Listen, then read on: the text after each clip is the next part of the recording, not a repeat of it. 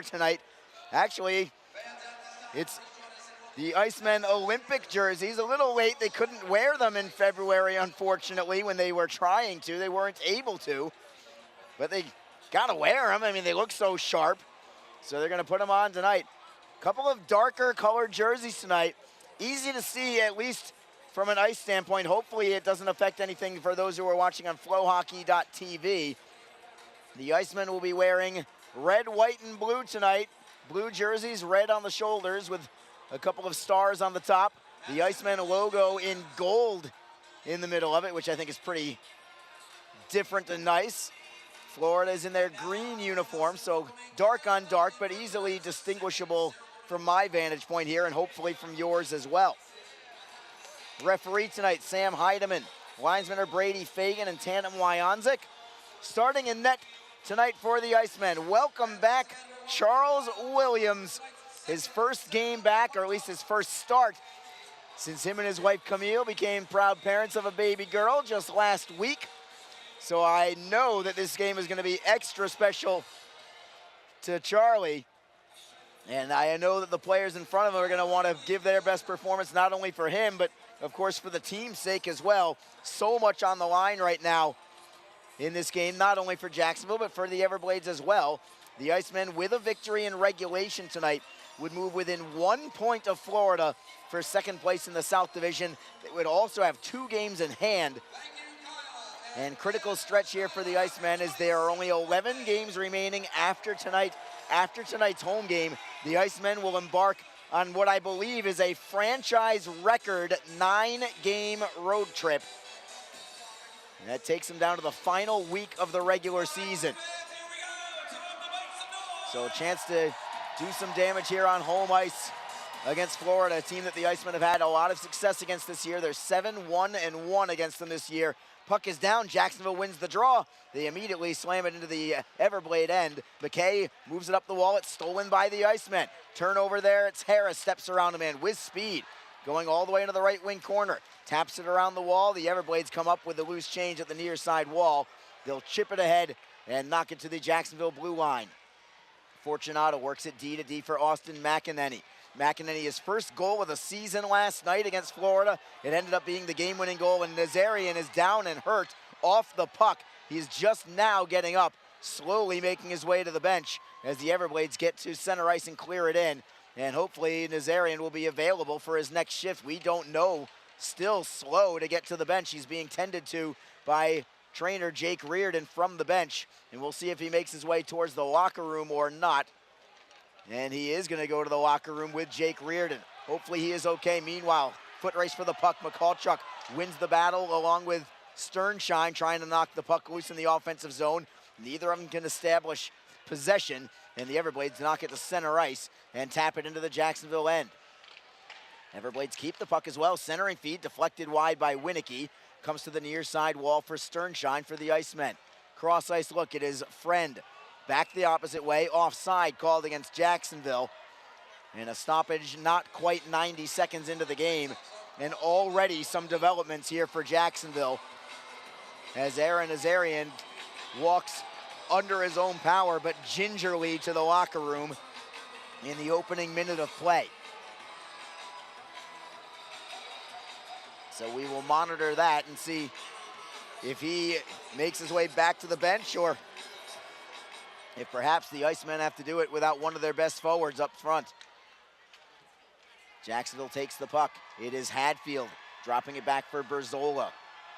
Right side it is Elmer across the ice for Howardchuk. The Icemen are onside. Howardchuk with a centering feed that's picked off by Pendenza. The Icemen get it back, however. Great work there from Howardchuk. Shot on net from Jacksonville. Lynch got the wrister away. Gahagan makes the save. No rebound. And the first shot on net for either team belongs to Luke Lynch and the Jacksonville Icemen. So the Icemen with already something a little dicey as Aaron Nazarian makes his way to the locker room in the opening minute of play. And if anything develops from that, we will certainly keep you updated as we bring in my broadcast partner, Alex Reed. Reeder, a great opportunity here for the Icemen to sweep this weekend series and possibly move within 1 point of second place. Well, that's how it's that was really what set up for him at the start of the weekend. Of course, the 4-point swings, we talked about it. Icemen utilized that to their advantage last night. They have a chance right now to make it a perfect weekend here for them before they head on the road for really the next 9 games or so. So a big opportunity here for this club to kind of get really within striking distance here and then also have those 2 games in hand. It's Brandon Fortunato for the Icemen, chipping it up the right side. Tries to find Travis Howe at center. Bouncing puck in the neutral zone. It belongs to Cody McDonald for the Everglades. Avery Peterson works it over the blue line. His pass is a little behind Zach Solo. That allows the Icemen to strip it free. They have it on the far side wall. They'll chip it off the boards and out to neutral ice.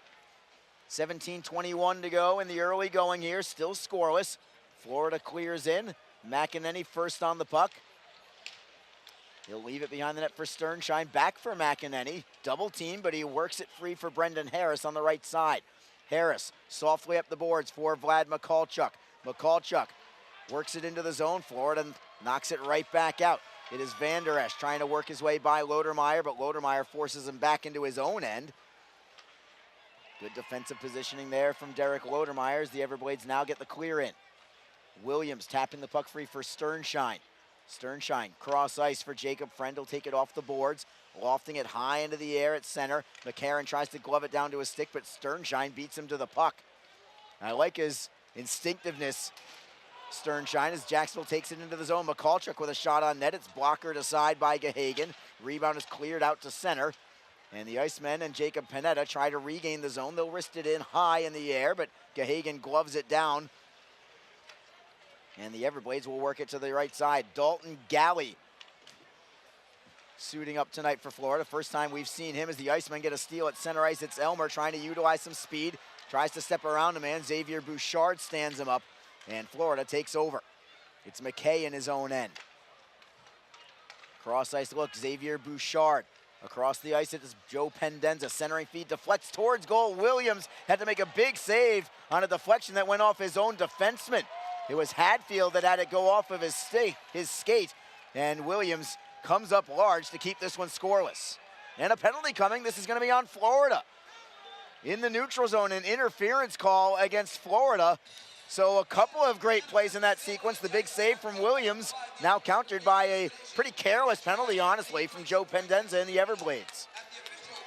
Yeah, those bounces, they can be tricky for goaltenders. And, you know, that'd been one thing if it was a good save off a Florida rush that time. But, again, it did hit off his own man, which I don't think anyone was expecting in that situation. Great job, great awareness there by Charles Williams to make that save. And then on the ensuing rush out, again, Pendenza committing the penalty here, giving Jacksonville an opportunity here on the power play. But again, this has been an area of concern for this team here lately, Arlie. They've worked a lot in practice on the power play, and in these close games, and usually have them against Florida, this power play battle could loom large. Florida gets the steal and clear right off the draw. Jake Jaremko with the steal. We're going to let him play the entire game tonight, Reader. He was not allowed to play the entire game last night. No, he was not. Very bizarre sequence last night. The Icemen right back in, trying to go coast to coast. Martin nearly got the shot away, couldn't get it. Florida clears it away as Marty tried to go coast to coast. Everything but the final move. He tried to kick it back onto his skate, or kick it back onto his stick, and couldn't quite do it. 1:21 to go on the power play. The Icemen regroup. At center ice, it is Lynch trying to wrist it in cross corner, but it was blocked and cleared out by Sambrook. That was a fine play there by the Everblade defenseman. Williams behind his own net, tossing it to the left for Brandon Fortunato. Still plenty of time on the power play, a minute to go. Drop pass for Hadfield. The Icemen going with a 3-forward, 2-defenseman alignment on their second power play unit. Elmer takes it into the zone, tried to center. Sternshine was available. He's on the second power play unit right now, surprised to see. Hadfield to the blue line for Fortunato. Shot in the screen is blocked. Rebound comes free for Florida. Van Der Esch will clear it. So a different look. Nick Luco trying anything that will potentially be effective on the power play. Sam Sternshine out there. Victor Hadfield tries to go coast to coast.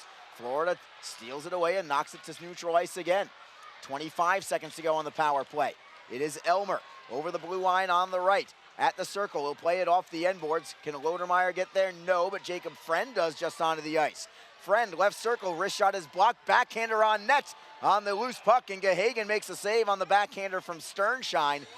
Not afraid to take the shot on goal, just took a swipe at it, hoping for the best. Gahagen makes the save, and 11 seconds to go on the power play.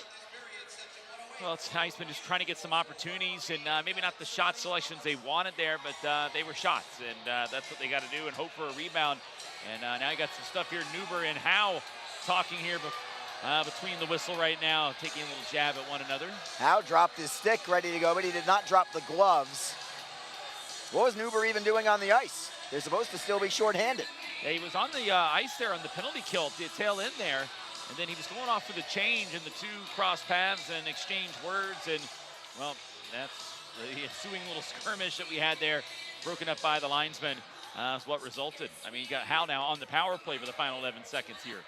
Big body in front of the net. You're right, they're rolling the dice here. Of course, Florida could be more strategy there that, okay, we're just getting ready for the next shift. But a little bit of that. Time is expiring right now on the power play for the Icemen. Ben Denza back end the ice, and Icemen 0 for 1 in the early going. Tough to generate offense sometimes on an early power play, but we'll see if the Icemen can regroup as Harris knocks it into the zone.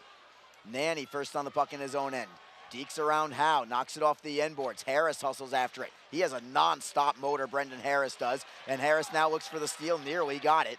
The Everblades are forced to just play it to the red line. Friend, cross ice, there's Harris again over the blue line. Centering feed, knocked away. Howe tries to get there, he can't.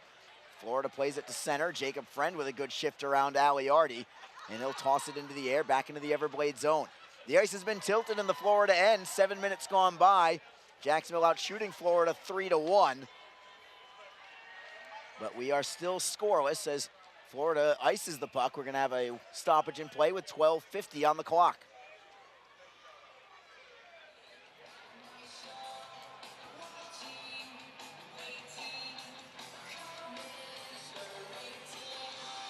Faceoff will be to the right of Parker Gahagen. For those who are concerned, by the way, and apparently there's at least one, saying that I might need a hot toddy. I don't know why today would be any different than any other day for that, but yeah, sure, I'll take one. Why not? Thanks for the concern, Bobby and Tom Sanders, by the way. I do appreciate that. Jacksonville scoreless. Puck is in the offensive zone. Howardchuk fell down on the puck initially, but he does get it free. It is Elmer for McEnany, left point. Fortunato Rister in a screen goes wide to the short side. Cairns all the way to Peterson, who will play it out to center. And then it is Lynch who knocks the stick away from Cody McDonald. The stick was on the ice, and Lynch just let it go just a little bit further, just as McDonald was trying to reach for it, as the puck goes up into the air. And nice grab by a man in the first row as we go to break. 12:21 to go in period number 1. It's Jacksonville nothing, Florida nothing. This is Jacksonville Icemen hockey.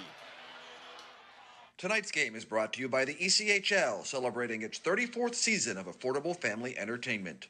The ECHL would like to recognize the following league sponsors: AMI Graphics, official signage provider; AthleticNet, official jersey supplier; Baron Rings, official championship ring supplier; BFL Canada Insurance and Sutton Special Risk, sponsors of the 2022 ECHL Hall of Fame induction ceremony; Flow Sports, the exclusive streaming provider of the ECHL; Geico, official auto insurance of the ECHL; The Fairley Group, official commercial insurance provider; Handbid, the official mobile auction app; Honig's, the official partner of the ECHL officiating team; Howie's Hockey Tape, official hockey tape and lace provider; In Glasgow, official puck provider; My Grey Group, your source for game-worn jerseys; Sideline Swap, official online marketplace of the ECHL; and Warrior, exclusive on-ice equipment provider of the ECHL and title sponsor of the 2022 ECHL All-Star Classic. Catch all of the ECHL action live in high definition by logging on to flowhockey.tv. Thank you so much for being with us tonight. Arlie Johnson with Alex Reed. Just 2 home games left after this in the regular season, Reader. I can't believe it. I can't believe it either, Arlie. You're absolutely right, and it's going to be interesting. Steal from Jacksonville. Save made by Gahagen off the wrister from Sternshine. Rebound nearly went right to the stick of Vlad Mikulchuk. He could not get it, however, and the Everblades will play it into the Icemen defensive zone. It is McCarron on his backhand. Centering feed knocked aside. Van Der Esch gets it back. McCarron with a drive. Left pad save made by Williams. His first real save of the night. I don't recall him having a shot on goal, but they do list Florida with 3 now somehow in there. Jacksonville around the wall. They can't clear it out yet. Florida with a forehand. Williams just got enough, maybe with the top of his shoulder. That was a dangerous situation and a good save by Williams there as the Icemen skate out 2-on-2. Mikulchuk fakes to the inside, moves it to the outside, gains the line. He's pushed away from the puck by Dalton Galley. Big defenseman there at 6'5". Haven't seen him this year. And now it's Winicky that wants a piece of Jacob Friend behind the play. Careful what you wish for, Mr. Winicky. Jacob Friend, a tough customer. It is Hadfield at center ice. He'll backhand in. Gahagan out of his net. He'll leave the puck for Sambrook. Left side, it is Nanny up the wall. Jake Jaremko taps it for Pendenza. 3-man rush for the Everglades. Right side, Aliardi fakes the shot, then takes the shot. It is deflected out of play. I believe Williams got a piece of that one as well. And Alex Aliardi again making a bit of a presence. He has been more threatening, I think, than any other Everglade player throughout the course of the season series between these two teams. Yeah, he has 11 points on the year against Jacksonville. So, I mean, he's a definitely dangerous player, leading his team in scoring against the Icemen this season. And, I mean, he's got 49 points on the year, too. Again, 11 of those against Jacksonville. He's had success. Icemen always have to be mindful when he's out on the ice. Jacksonville gets the puck into the Everglade zone. And even though as the Jacksonville gets a steal now at center ice, it is Harris over the blue line. Left side, Nazarian, great to see him back out on the ice. And he took a hit from Sambrook right up in the grill, more like around the throat or chin area. And Nazarian took exception to that. Game's getting a little spicy right now. Yeah, I think the directive from Florida head coach Brad Ralph is, this is the guy you go after for Jacksonville. Let's see if they do something about it. It's back-to-back shifts now for Nazarian, with taking a couple shifts off to get tended to in the locker room, but they've gone after him both times. Yeah, they have. And, you know, he had 2 goals last night, so obviously they know he's a big offensive threat. And, look, Florida's a big team. And Nazarian, you know, he may play big, but, you know, from a height standpoint, you know, he doesn't have all the size at 5'9". So, you know, they're going to try to push him around, try to get under his skin, get him off his game, because his game's been pretty good lately. Man goes down off the puck for Florida this time. It's Aliardi. He puts his hands up in the air as he slides into the corner. He did not get a penalty call either. We're going to play on, and Jacksonville takes it into the zone. It's Nazarian. Gets stood up on the play by Aliardi. Here comes Florida. Pendenza over the blue line. Cuts, drop pass for Aliardi. Now it's a 2-on-1 centering feed. Williams, big save with a pad. Rebound comes up high. Oh, flattening a man is Nazarian. He just hammered Pendenza. We play on. Florida wants a piece of Nazarian. And now it's McDonald going after somebody. We're playing on. Jacksonville still has the puck. Now we have a penalty, and it's going to get a little ugly here. Crowd is on fire right now as Masella comes in, drops his stick. That is the hit of the season from Aaron Nazarian. Well, what was I saying? He's a little guy getting pushed around. He took another hit, Arlie, on the near side boards before that rush. And boy, when he went in on the back check, got back the other way, just absolutely steamrolled a Florida player, bowling him over. And that's what got the tempers going on the rest of the shift. And this game has gone up a whole nother level. The pot's been simmering for a while, and we're about at the boiling point right now. Nazarian goes into the penalty box also. I'm curious to see if this is going to end up being even on the penalties or not. We're going to take a break. We'll tell you what the final calls are in a moment. 0-0, 9:56 to go in period number 1. This is Jacksonville Icemen hockey. Don't forget, this game is being streamed live around the world today. Go to flowhockey.tv to catch all of the Icemen action and archived footage of the event. Flow Hockey is the live streaming home for the Icemen. Get the Flow Sports iOS and Android apps to watch the event live and on the go. Upgrade to a pro subscription and you can gain access to premium content on all Flow Sports sites. This includes more than 1,000 live events, original documentaries, exclusive training and technique videos, and much more. Follow Flow Hockey on Twitter, Facebook, Instagram, and YouTube to get the latest news and updates from the Icemen and other upcoming Flow Hockey events. Flowhockey.tv, the new streaming home of the Jacksonville Icemen and the ECHL. Just be positive. Your Community First Mortgage champions make sure you get a great rate, a quick close, and can save you about $3,000 in closing costs. Apply at communityfirstfl.org. Community First Credit Union. Just be yourself. Federally insured by NCUA, Equal Housing Lender. 2 minutes are on the board for Florida's Cody McDonald, and it does look like it's going to be another power play for the Icemen. So a clean hit there from Aaron Nazarian.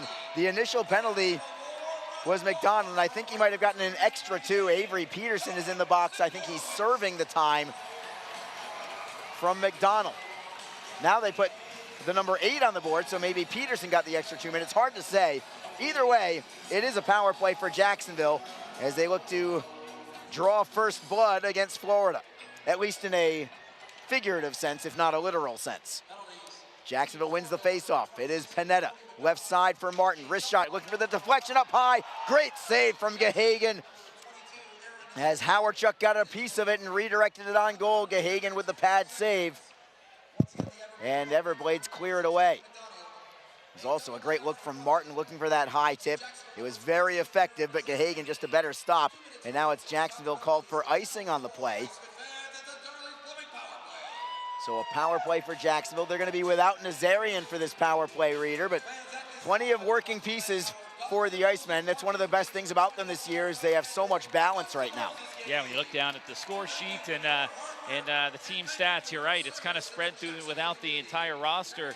They've been spreading the wealth pretty well, and hey, you know, anyone can put it in here. They just got to do it here as a good group and set up better opportunities and just try to outwork this penalty kill. We talked about it yesterday. This penalty kill for Florida on the road at 88.2% coming in. That's league best. That's a high number, Arlie.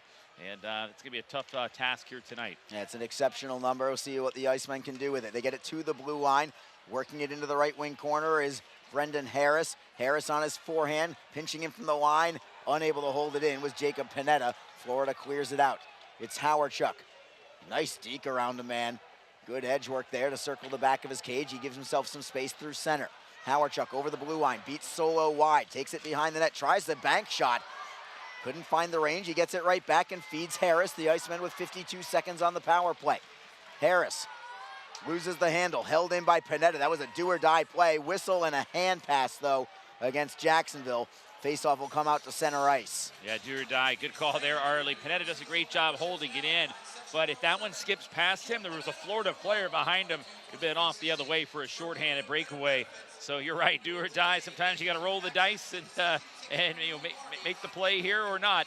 And that time it worked out for Jacksonville, but just seconds later it was a hand pass. It didn't really matter either way. Florida does gamble on their specialty teams, and it shows in the shorthanded goals scored for and against for the Everglades. Florida has 12 shorthanded goals this year, so they do gamble when they're penalty killing, but they also gamble when they're on the power play. They've allowed 15 shorthanded goals. Florida around the wall, held in by the Icemen. Sternshine into the high slot it comes. Fortunato now at the half wall.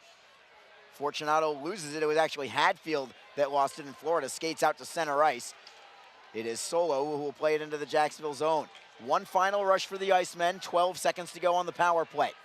Not much doing here, save for about the first 10 seconds of the power play when Howardchuk had a great chance. Icemen are into the zone. Elmer rims it around. Lodermeyer lets it go to the blue line. Teams are at full strength. Puck deflects out to center ice. Peterson goes right to it. Takes it to the blue line onside. Peterson left faceoff circle, fanned on the shot. Gets it back, tries to feed it underneath. The Icemen were fortunate that that did not become a 2-on-1 or possibly even a breakaway. Icemen have possession again. Jacob Friend on a delayed offside against Florida. Friend knew that, so he took his time curling into his own zone. Now he weaves to the left wing. He'll wrist it around the dasher. Gahagan does block it behind the net for Nanny. Nanny around the wall at the blue line. Berzola holds in, shot deflected, but it's blocked by Nanny. And the Everblades will skate out. Big hit from Berzola. Oh, he just decked Nanny on that play. Nanny slow to get up. And then Aliardi wants a piece of Berzola, and the two of them might scrap. We've got a penalty coming again. And I think this is going to be on Florida. Berzola wants a piece of Aliardi. Howe wants a piece of Aliardi. And I wonder if this is going to even up. It was going to be a power play for the Icemen. I don't think it's going to be that way anymore. Well, the Icemen have asserted themselves physically here in this game, Arlie. They have thrown some big hits here And Aliardi went back at Berzola after Berzola with the big thunderous check. Now, Aliardi's going to the box. Are they going to send somebody in there with them? Because Berzola's wandering back towards the bench area. Maybe it is only Aliardi. Aliardi had the initial penalty for sure. Oh, okay. So what I wasn't sure is if the Icemen evened it up with, with an extra shot to Aliardi. I'm kind of expecting that to be the case.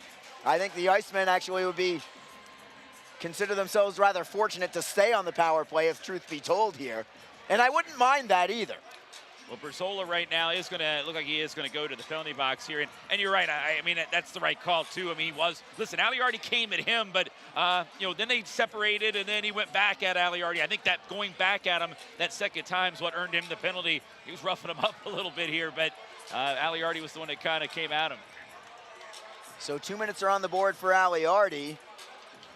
I'm expecting 2 more to go up for Berzola, but maybe it's just maybe it's a 4-2 situation. I'm not sure. Yeah, maybe they even up the roughing part of that and then just assess the penalty to Aliardi, and looks like that's the case because the faceoff's coming here in the offensive zone for Jacksonville. I'm not going to complain, but wow, it's not what I expected to see. No, same here. I agree with you. John McCarron, I just noticed it once he got the explanation. He kind of flipped the puck down to that faceoff, saying exactly where it should be going. But they were like, no, we have other ideas. It needs to be coming back this way. So Brad Ralph not happy with the explanation, and the official is going to go over and have a chat with Nick Luco right now and talk to him about what's transpiring here. And he also talked to Brad Ralph before that as well. Yeah. And Brad Ralph didn't seem too happy about things either in that exchange. No, he did not. Kyle Neuber now goes into the box. He's going to cover the extra 2 minutes for Aliardi. So it looks like it's going to be 4 minutes to Aliardi, 2 minutes to Berzola, and another power play for Jacksonville. And I know Florida's a great penalty kill, but Reader, at some point you have to think, look, 3 power plays in 1 period. Yeah. You want to cash in on these at some point and find a way to take the lead. Yeah, you definitely do. They got to convert on one here. They got to get that spark. And we've seen this team. They're a much better team when they get the lead versus when they don't. And that kind of goes for a lot of teams in the league. But they're getting the chances here. They've got to be opportunistic and take advantage. Here's Martin, wrist shot, great save by Gahagan. Rebound to Harris at the left circle. Gahagan made that save with the blocker. Icemen still with it. Panetta left point. Cross ice, it's Martin as the 4th forward. Feeds it to the circle for Harris. Steps around a man, cuts towards goal. Slides it towards the net, couldn't get it away. And it is cleared out by McKay. Great move there by Harris, who I think might be Jacksonville's best stick handler in the group. Not just on the power play, but for the entire team. Harris to the left for Martin. He'll chip and chase. Hustling after it is Harris as well. Pinching it is Lynch. Lynch holds it in, tries to work it to the blue line, but Florida read it and cleared it. Clearing the zone was Van Der Esch. Williams will chip it up the wall. Florida gets a piece of it. Jacksonville tries to get it back. It is Nazarian for Harris, then feeding Panetta. Panetta at center ice, still 1:06 on the power play. The Icemen are onside. Panetta plays it in deep. Masella swings it around. The Icemen get it back. Crazy bounce off the boards. Comes free to the corner. Florida clears it out. They're going to say it was a deflection, so no delay of game. Oh. Brady Fagan, the linesman, was immediately on top of it despite the protests from Aaron Nazarian. Boy, that would have presented itself in an interesting way had Jacksonville received a 5-on-3 here in a situation. But that would have been the chance that you say, okay, this is the one they need to convert on here. Yes. But, I mean, I think they're already at that point right now, Arlie, but, that one would have made it for sure on a 5-on-3 situation. But good job by Brady Fagan. He was right on it, made the call immediately, and remains 5-on-4. Derek Lodermeyer against John McCarron on the face-off. McCarron wins it. Florida clears it. Florida's done well with the face-offs throughout the season against Jacksonville. The Icemen slow to get out of their zone. It's Fortunato. Takes it to the blue line, tries to split the defense, couldn't do it. Florida breaks it up at the line. It's almost like they bait you into trying to think that you can go it coast to coast. And then as soon as you make that decision, they close in on you and you have no space left. Yeah, it's a good observation here. It's almost like they're giving you the line, and they just lock it down. They say offside on Jacksonville. I have no idea how that could have possibly been offside. Lodermeyer was literally straddling the blue line. Yeah, He's like, look at me right here. I haven't moved since the whistle. And this is my foot right here. And, oh, tough one there for Jacksonville, because that time they actually did get a little bit of space and a little man-on-man situation, and they had a little bit of separation and some time. Curious if the ECHL rule for offsides is the same as the NHL, where if your leg is up but in the neutral zone side, if that counts. Maybe it's not the same rule. Well, there's the perfect guy here about, I don't know, 30, 40 feet from us that can answer that question. Let's have that discussion maybe in between periods. Director of Officiating, Stephen Thompson, is here in Jacksonville as Howardchuk takes it to net. Tries to get the shot away. It is blocked and cleared out. Everything but the final finish there from Howardchuk. As the Everglades clear it, they have killed another penalty. Teams are 5-on-5. Puck is in the neutral zone. Jacksonville's got it. Elmer by himself fakes a slap shot, has it poke checked away by Galley. Martin off the end boards, forces a loose puck, still hustling after it as Martin. Love the effort there as the Everblades do play it out. It goes into the Jacksonville zone. The Icemen, despite 3 power plays to Florida's none, are still getting outshot in this first period, 6-5. So credit Florida as well as the puck works free into the Everblades zone. They'll backhand it up the wall and out, pinching in his friend. Took a body on a man. Florida gets it back. They're at the blue line of Jacksonville. Winicky is onside on the left. Floats it towards net. Stick save is made by Williams. Rebound for Harris. Can't clear it out yet. It's held in by Bouchard. Everblades with a wrister. Save is made. Rebound cleared into the corner by the Icemen. It is Friend looking for the airmail pass. He didn't have it. He'll tap it to the left side instead. Stick up high on Martin, who then gives a one-handed slash to Xavier Bouchard. Florida with an outlet pass. Good puck movement. Solo with a wrister. Save is made by Williams. We'll take a face-off and a break in the action. 3:49 to go in period number 1. It remains Jacksonville nothing, Florida nothing. This is Jacksonville Icemen hockey.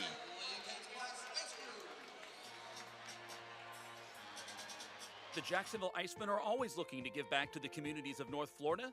The team offers a ticket fundraising program that many local nonprofits and schools and charitable organizations can take advantage of. The program is simple. Your organization sells tickets to an Icemen home game, and a portion of each ticket purchase will go directly to your cause. This is a fun and easy way to raise money and gain exposure for your organization or school. For more information, contact the Icemen office at 904-602-PUCK. That's 904-602-7825, or log on to jacksiceman.com. Best Bet Jacksonville and Orange Park are open and excited to bring you the best in poker, simulcast wagering, cocktails, sushi, and more. Visit bestbetjacks.com for more information. Best Bet. Experience the best. We are back. 3:49 to go in the first period. It's still scoreless between Jacksonville and Florida, but Raider, the Icemen with 3 power play opportunities, and you don't want the specialty teams to become a factor in this way. And now you're a little worried. Well, Florida hasn't had any power plays yet. Got to think at some point they're going to, and the Icemen are going to have to be strong on their portion of the penalty kill. Yeah, they're going to have to be here. And again, just tough for Jacksonville. 3 opportunities. Couldn't convert on any of them. Something that it certainly could be potential storyline as this game wears on. But right now, still even, and both teams kind of keeping each other at bay here for the most part. Give Florida credit for their penalty kill. Again, it is second in the league. Jacksonville still looking strong as they take it into the Everblades zone. McCallchuk chases after it. McCallchuk wins that. On a double team, feeds it to Lodermeyer below the goal line. Lodermeyer, right wing corner. Tries to spin away from a man. He'll cycle it free. He'll knock it loose for McCallchuk. He'll work to the opposite corner. McCallchuk on his backhand. Tries to cycle it for Sternshine. Big line up here for Jacksonville. Florida flips it around the wall behind the net. Nanny gets drilled by McCallchuk. Icemen keep it in the zone. It is Fortunato pinching in from the blue line. He'll kick it behind the net. Everblades get it back, though. And now it is Masella with a little more time than he had before. He'll bang it off the boards and out. Penalty coming. This one's on Jacksonville. And here comes your power play for the Everblades. Masella tries to stare down McCallchuk. But it's going to be a power play for Florida with 2:56 to go in period number 1. Good hard hit by McCallchuk. For the most part, in normal circumstances, that's more shoulder to shoulder. Would have been clean, but I think he came high a little bit with the elbow. I mean, he does stand at 6'4", and just came a little bit high there on the head, and the referee was right behind him. He's going to call that one. But if that's more shoulder to shoulder, it would have been a perfect hit by Vlad Mikulchuk. And here's one of those power plays. We knew Florida was going to get one eventually. Here's their first opportunity. Yeah, just a matter of time.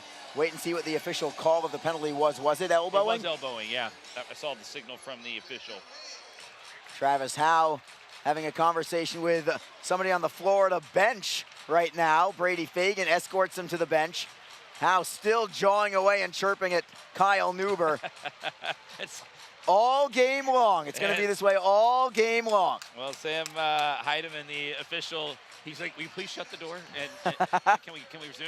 And like he said, it's talking with Neuber right now. Conversation for Howe. He is leaning over, still shouting at Neuber. The two of them having a conversation from about 15 feet apart. Yeah, not even paying attention to the game at this point, those two. The power play started, but they're still talking. Jacob Friend turns to his forehand, tries to clear it. Can't do it yet. Jaremko ties him up. The Everblades come away with the puck. It's McCarron, near side half boards.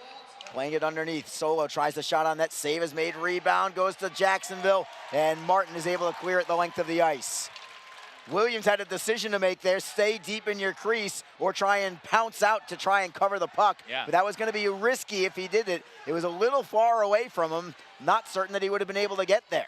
Yeah, because he risked putting himself out of position there if he did. But he got the support there from Martin that time. Florida with a clean entry into the zone. Wrist shot deflects wide. McCarron got a piece of that. Jacksonville comes up with a loose puck. McEnany will wrist it off the boards and out. The Icemen will stay out there. Lodermeyer looks for a loose puck against Gahagan. Gahagan forced to play, come all the way to the top of the circles to sweep it behind his own net. Against the boards, too, yeah. no less. Long way to go there. Pendenza with 50 seconds to go on the power play for the Everblades. It's Aliardi. Pass is deflected. It comes out to the Everblades zone. Went off a skate. Craig Martin penalty killing with Luke Lynch right now. It's Tyler Nanny circling the back of his cage. Nanny with the drop pass, setting up Aliardi. Aliardi to the red line, feeds it to the left for Pendenza. Florida is onside. Peterson to the blue line. Nanny with a slap shot, deflected a couple of times. It ends up behind the net. Jacksonville turns, and they are able to clear it away as a stick goes flying from Cody McDonald in the process. 15 seconds to go on the power play for the Everblades.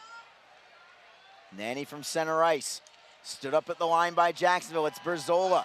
He'll kill the rest of the time. 4 seconds to go. He'll play it into his own zone. Out of the penalty box is Vlad Mikulchuk. Teams are at 5-on-5.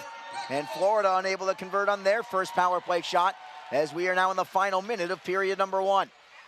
Peterson, cross ice. Look out. Glove save by his backup goaltender tonight, Francois Brassard. It won't count on the scorebook, but it'll count up here in the booth as Brass makes a big save. Yeah, deflected shot on a cross-ice pass, and it went right into the glove of Brassard and in. Interesting development here. We have Kyle Neuber and Travis Howe, and I think they're going to go unless the linesmen don't let them. Neuber hasn't dropped the gloves yet. Howe has. That would be a switch if Neuber decides not to drop the gloves. Well, he didn't want to wait for the face-off. He said, we're going right now. But if they wait for the face-off, they get a chance to go at it. But the linesmen were kind of keeping an eye on those two. And the two of them continue to jaw at each other. Well, this smart by the linesmen to jump in from the standpoint of keeping the tempers calm, because 43 seconds left. You can send them both off the ice the remainder of the period. They'll have a whole intermission to simmer down, but they're not going to forget. There's a lot of time left here in this one. So each of them will go to the locker room. Neuber is still on the bench. Is it going to be just a penalty to Howe for dropping the gloves? That's my worry.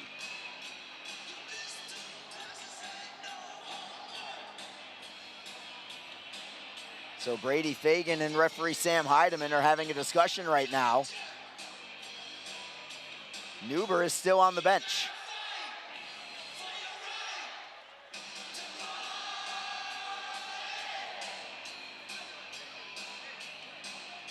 Is anybody going to talk to him? I don't know.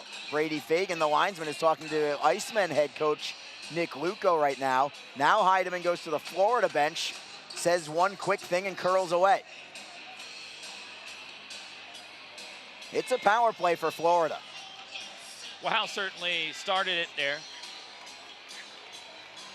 And Jake Elmer comes across the ice, big old grin on his face, like, oh, I get to serve the penalty this time. PK's not my thing, but that's why I'm here right now. But I'll be the guy hoping to get a breakaway on the tail end of this thing, maybe. I don't know. So it's another power play for Florida. It was 2 minutes. So hold on. Kyle Neuber gets 2 minutes for roughing, but he's still on the bench. He's still on the bench and not in the penalty box. Travis Howe got 4 minutes for roughing. Why is Neuber not in the penalty box right now? Yeah, it doesn't make any sense. It does not at all. It's not affecting anything on the ice, but if he comes out onto the ice, that would be interesting. Florida gets a shot away. What a save by Charles Williams, snaring it with the glove.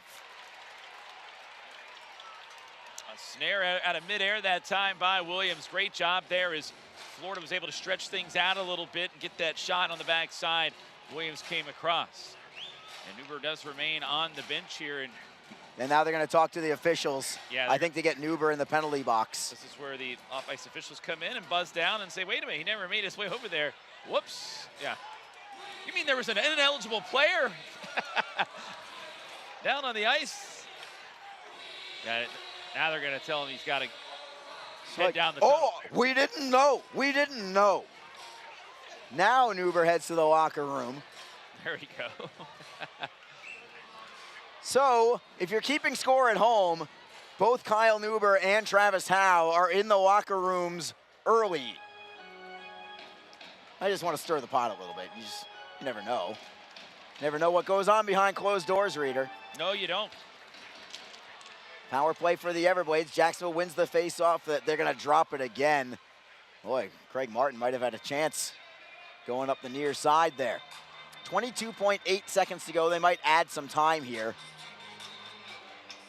Face-off will be to the left of Charles Williams. Lost in that was that brilliant save from Williams.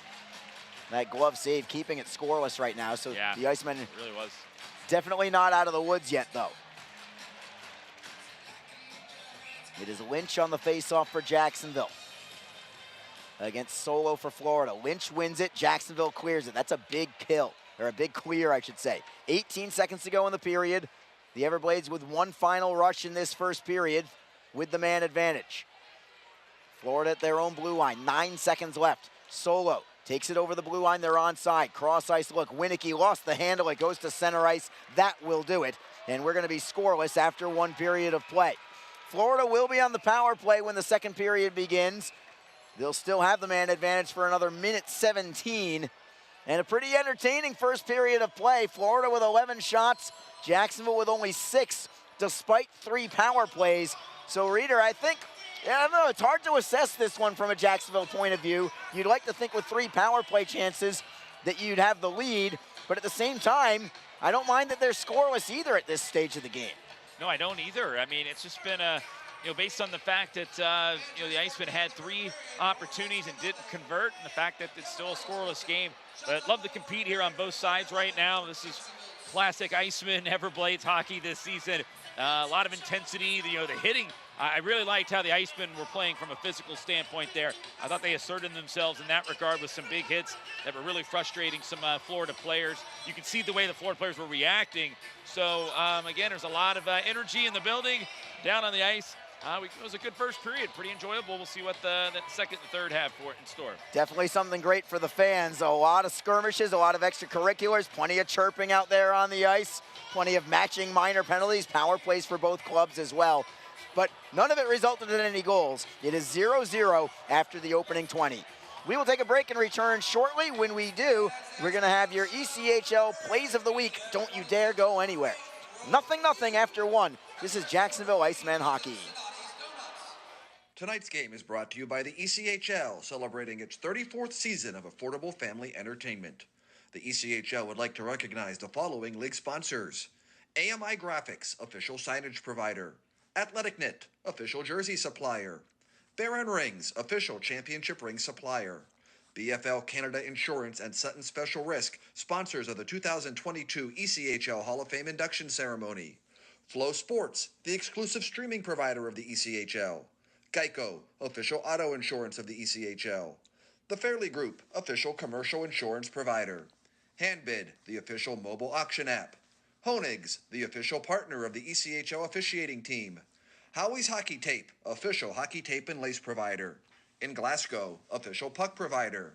My Gray Group, your source for game-worn jerseys. Sideline Swap, official online marketplace of the ECHL. And Warrior, exclusive on-ice equipment provider of the ECHL and title sponsor of the 2022 ECHL All-Star Classic. Catch all of the ECHL action live in high definition by logging on to flowhockey.tv.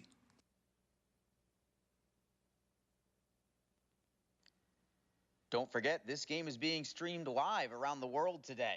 Go to flowhockey.tv to catch all of the Iceman action and archived footage of the event. Flow Hockey is the live streaming home for the Icemen. Get the Flow Sports iOS and Android apps to watch the event live and on the go. Upgrade to a pro subscription and you can gain access to premium content on all Flow Sports sites. This includes more than 1,000 live events, original documentaries, exclusive training and technique videos, and much more. Follow Flow Hockey on Twitter, Facebook, Instagram, and YouTube to get the latest news and updates from the Icemen and other upcoming Flow Hockey events. Flowhockey.tv, the new streaming home of the Jacksonville Icemen and the ECHL. Just be positive. Your Community First Mortgage champions make sure you get a great rate, a quick close, and can save you about $3,000 in closing costs. Apply at communityfirstfl.org. Community First Credit Union. Just be yourself. Federally insured by NCUA, Equal Housing Lender. The Jacksonville Icemen offer discounted tickets for groups of 10 or more. Whether it's a company outing, a group from your school or church, or just a gathering of friends, the Icemen can help you set up a night of fun at a discounted cost. Other benefits include an intermission ride on the popular Fan Zam, a post-game group photo, or take a shot on net after the game. Ticket fundraisers are also available. For more information, contact the Icemen office at 904-602-PUCK. That's 904-602-7825, or visit us online at jacksiceman.com. Icemen Hockey. Feel the freeze. Best Bet Jacksonville and Orange Park are open and excited to bring you the best in poker, simulcast wagering, cocktails, sushi, and more.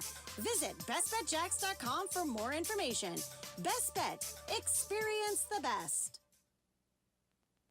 The Jacksonville Icemen are always looking to give back to the communities of North Florida. The team offers a ticket fundraising program that many local nonprofits and schools and charitable organizations can take advantage of. The program is simple. Your organization sells tickets to an Icemen home game, and a portion of each ticket purchase will go directly to your cause. This is a fun and easy way to raise money and gain exposure for your organization or school. For more information, contact the Icemen office at 904-602-PUCK.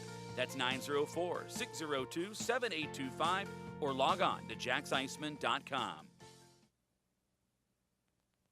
Just be in control. With free interest checking and great digital tools, Community First makes smarter banking simple. Add an account at justbeyourself.com. Community First Credit Union. Just be yourself. Federally insured by NCUA. NHL players have amazing talent, and some of the very best developed right here in the ECHL. Beagles in, he scores! Now, follow all your favorite ECHL alumni every night on NHL Network's primetime hockey show, NHL Tonight. Both teams recognize how big this matchup is. Fire save by Dubnik, rebound! Goosebump stuff. NHL Tonight, every night 6 Eastern on NHL Network. Hi, everyone. This is Allie McDeal from the Best Bet Poker Rooms. Experience the popular Vegas-style game, Fortune Pai Gow Poker. Both locations are now playing face-up Pai Gow. It's more fun to play than ever. You could win up to $25,000 on a single $5 bet. Come play at either Best Bet location today.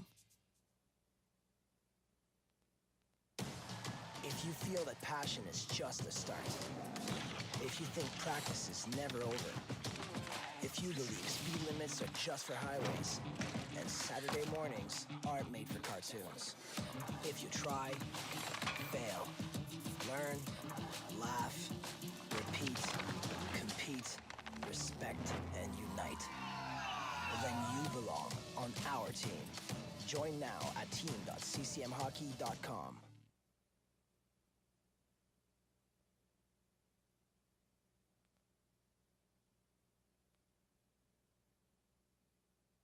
From across America's premier AA hockey league, this is the ECHL Plays of the Week. High slot, slap shot, off the glove, and in! Now toward the net, he scores! Slip back out to the blue line, shot, score! Rodney scores! The goal, scores! Rewrite the record book! It's a hat trick. He skates in over the line, Deeks shoots, in the slot, shot, save, game is over! As the season starts to wind down, teams are doing their best to improve their roster and make a final push for the playoffs in their quest for the Kelly Cup. There was a full slate of games last week, and we're here to bring you some of the best calls from throughout the ECHL on this week's ECHL Plays of the Week. I'm Cody Lefkowitz, the voice of the South Carolina Stingrays. We begin last Friday in Florida, where the Everglades received a key insurance goal from Nathan Perkovich in the third period to help lift Florida over Orlando 3-0. Perkovich on the left wing and Coper inside the blue. Coper to the trailer, shot, scores! Nathan Perkovich, and it's 2-0 Florida. That was Mike Kelly with the call on the Florida Everblades Broadcast Network. The Everblades earned 5 of 6 possible points last week and remain in second place in the South Division. The Indy Fuel's Spencer Watson has been a consistent 20-goal scorer throughout his 5 ECHL seasons. Friday night, he helped skate the Fuel to a 3-1 lead over the Wheeling Nailers. After the Nailers rallied to tie the game, Watson turned this individual effort into his 25th of the season.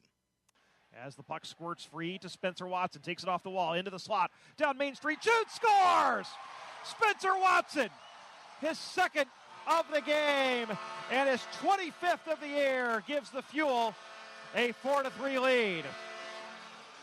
The goal gave Indy the lead for good in a 6-4 victory, giving Indy's Duncan Dalmeo a victory in his professional head coaching debut. On Saturday, the Cyclones welcomed over 8,000 fans to Heritage Bank Center for a showdown with the Comets. In a playoff-like atmosphere, Cincinnati and Fort Wayne continued to trade goals throughout the night until the game reached its apex in 3-on-3 overtime. He'll give it to McLeod down low. Back, Griffin, the shot, he scores! Lincoln Griffin in overtime! That was Andrew Mossbrooks with the call on the Cyclones Broadcast Network. Lincoln Griffin's 20th goal of the season gave the Cyclones their 31st win of the year as the club continues its playoff push. On Saturday night, the Worcester Railers hosted 8,000-plus fans at the DCU Center for Military Appreciation Night. Down 2-0 heading into the second period, Captain Jordan Smotherman would cap off a natural hat trick during a stretch of 8 minutes and 26 seconds. Balmus back into the attacking end. Left circle, Butler in front, and he scores! It's a hat trick for Jordan LaValle Smotherman, and the Railers take a 3-2 lead. That was Cam McGuire with the call on 98.9 Nash Icon, the Railers radio network. The Railers ended up defeating the Growlers 4-3 as Mitchell Balmus provided the game winner early in the third. In Rapid City, the Rush and the Kansas City Mavericks needed overtime to decide the outcome. With the game tied at 2 in OT, a Mavericks turnover led to this from Brett Gravel. 2-on-1 for the Rush. Brooks leaves it for Gravel. A shot, score!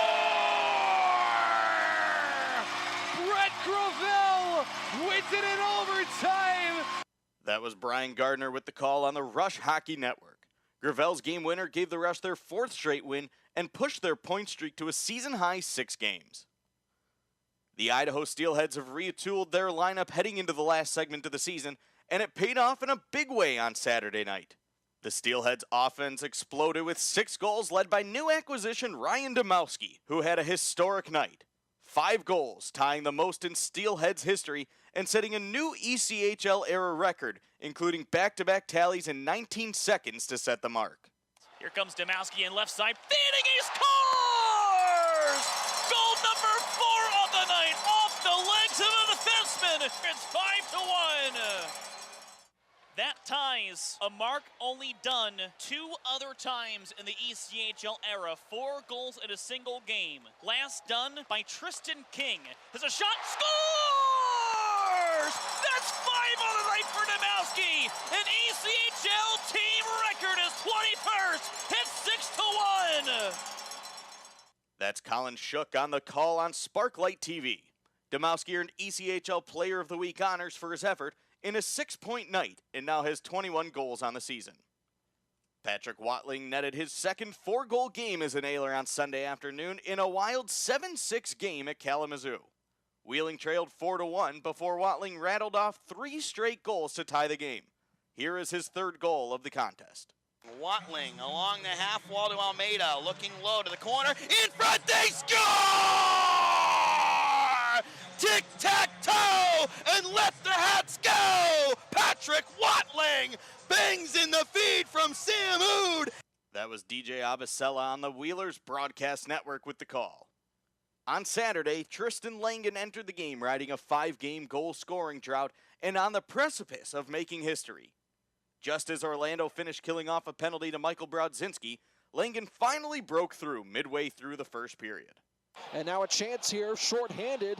It's Langen in the clear, 2-0. Langen shoots, score! Tristan Langen gets Orlando on the board, and there it is. Orlando's all-time leading goal scorer, career goal number 54 with the Solar Bears. Tristan Langen finds twine.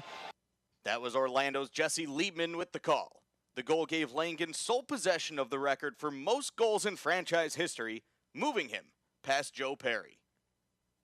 The Atlanta Gladiators were staring at a 4-0 deficit against the Jacksonville Icemen on Sunday, and then March Madness struck. The Glad scored 5 unanswered goals to come back and win in overtime, capped off by Mike Turner's game-winning tally. Mike Turner steps onto the ice hungrily, along with Sang-Hoon Shin, who's open up the middle. Holscher never saw him. Holscher right in front. That's Turner. He scores! Mikey Turner scores in overtime for Atlanta, and the Glads come back and win 5-4. This is March. That was Mike Folta on the Gladiators Broadcast Network. On Sunday afternoon in Texas, the Americans' offense was held scoreless through the first 30 minutes of play until Jared Bethune found Phil Ballou midway through the second period. Ballou's shot through traffic beat Wichita goalie Jake Toit to even the score at 1-1 and ignite the Americans' offense. Down in the corner goes Bethune. Backhander outside Ballou in the high slot. Through traffic, they score! And Jared Bethune finds Phil Ballou. And through a screen, the Americans have tied the game. That was Allen Americans broadcaster Tommy Daniels on the call. The Americans went on to win the game 3-1, sweeping the 3-game series against the Wichita Thunder. Maine Mariners forward Cam Askew skated in his 200th career ECHL game on Sunday afternoon, and it was perfect timing for Askew, who reached the milestone against his former team, the South Carolina Stingrays, who he spent the first 3 seasons of his pro career. Askew commemorated the day in the big way with 2 goals and an assist, earning the game's #1 star. Nice pass up through the seam by Doherty to Askew. Askew cuts in and scores!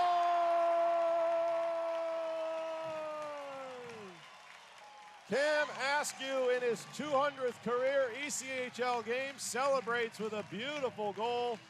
That was Mike Keeley on the Mariners Broadcast Network. Askew's 3-point night also put him 1 shy of 100 points for his career. The Stingrays themselves were on the winning side of 2 shutouts last week, including a 30-save shutout from Hunter Shepard and a 40-save shutout from Ryan Bednard. That was capped off by this save from Bednard on Saturday night in Maine. Looking for the center, Heinem here, stopped by Bednard. How does he make that save as time starts to expire? Comes out aggressively, takes the path away. South Carolina, the shutout for the 2nd time this week. Now it's on the back of Ryan Bednard, who goes 40 for 40 in tonight's contest. That was yours truly, Cody Lefkowitz on the Stingrays Broadcast Network and Caps Radio 24/7. That'll wrap it up on this week's ECHL Plays of the Week. Check out more great ECHL action on Flow Hockey. I'm the South Carolina Stingrays, Cody Lefkowitz, wishing you all a great week and great hockey.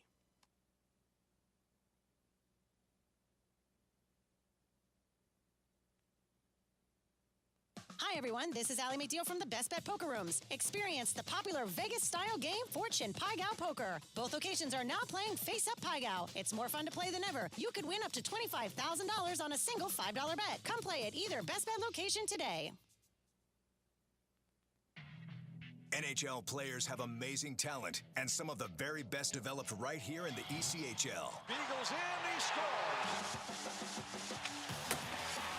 Now, follow all your favorite ECHL alumni every night on NHL Network's primetime hockey show, NHL Tonight. Both teams recognize how big this matchup is. Fire save by Dubik. Goosebump stuff.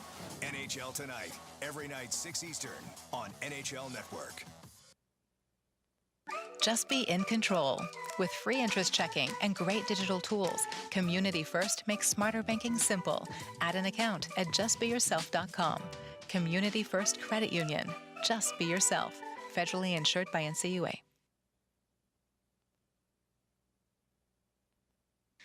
The Jacksonville Icemen offer discounted tickets for groups of 10 or more. Whether it's a company outing, a group from your school or church, or just a gathering of friends, the Icemen can help you set up a night of fun at a discounted cost. Other benefits include an intermission ride on the popular Fan Zam, a post-game group photo, or take a shot on net after the game. Ticket fundraisers are also available. For more information, contact the Icemen office at 904-602-PUCK. That's 904-602-7825, or visit us online at jacksiceman.com. Icemen Hockey. Feel the freeze.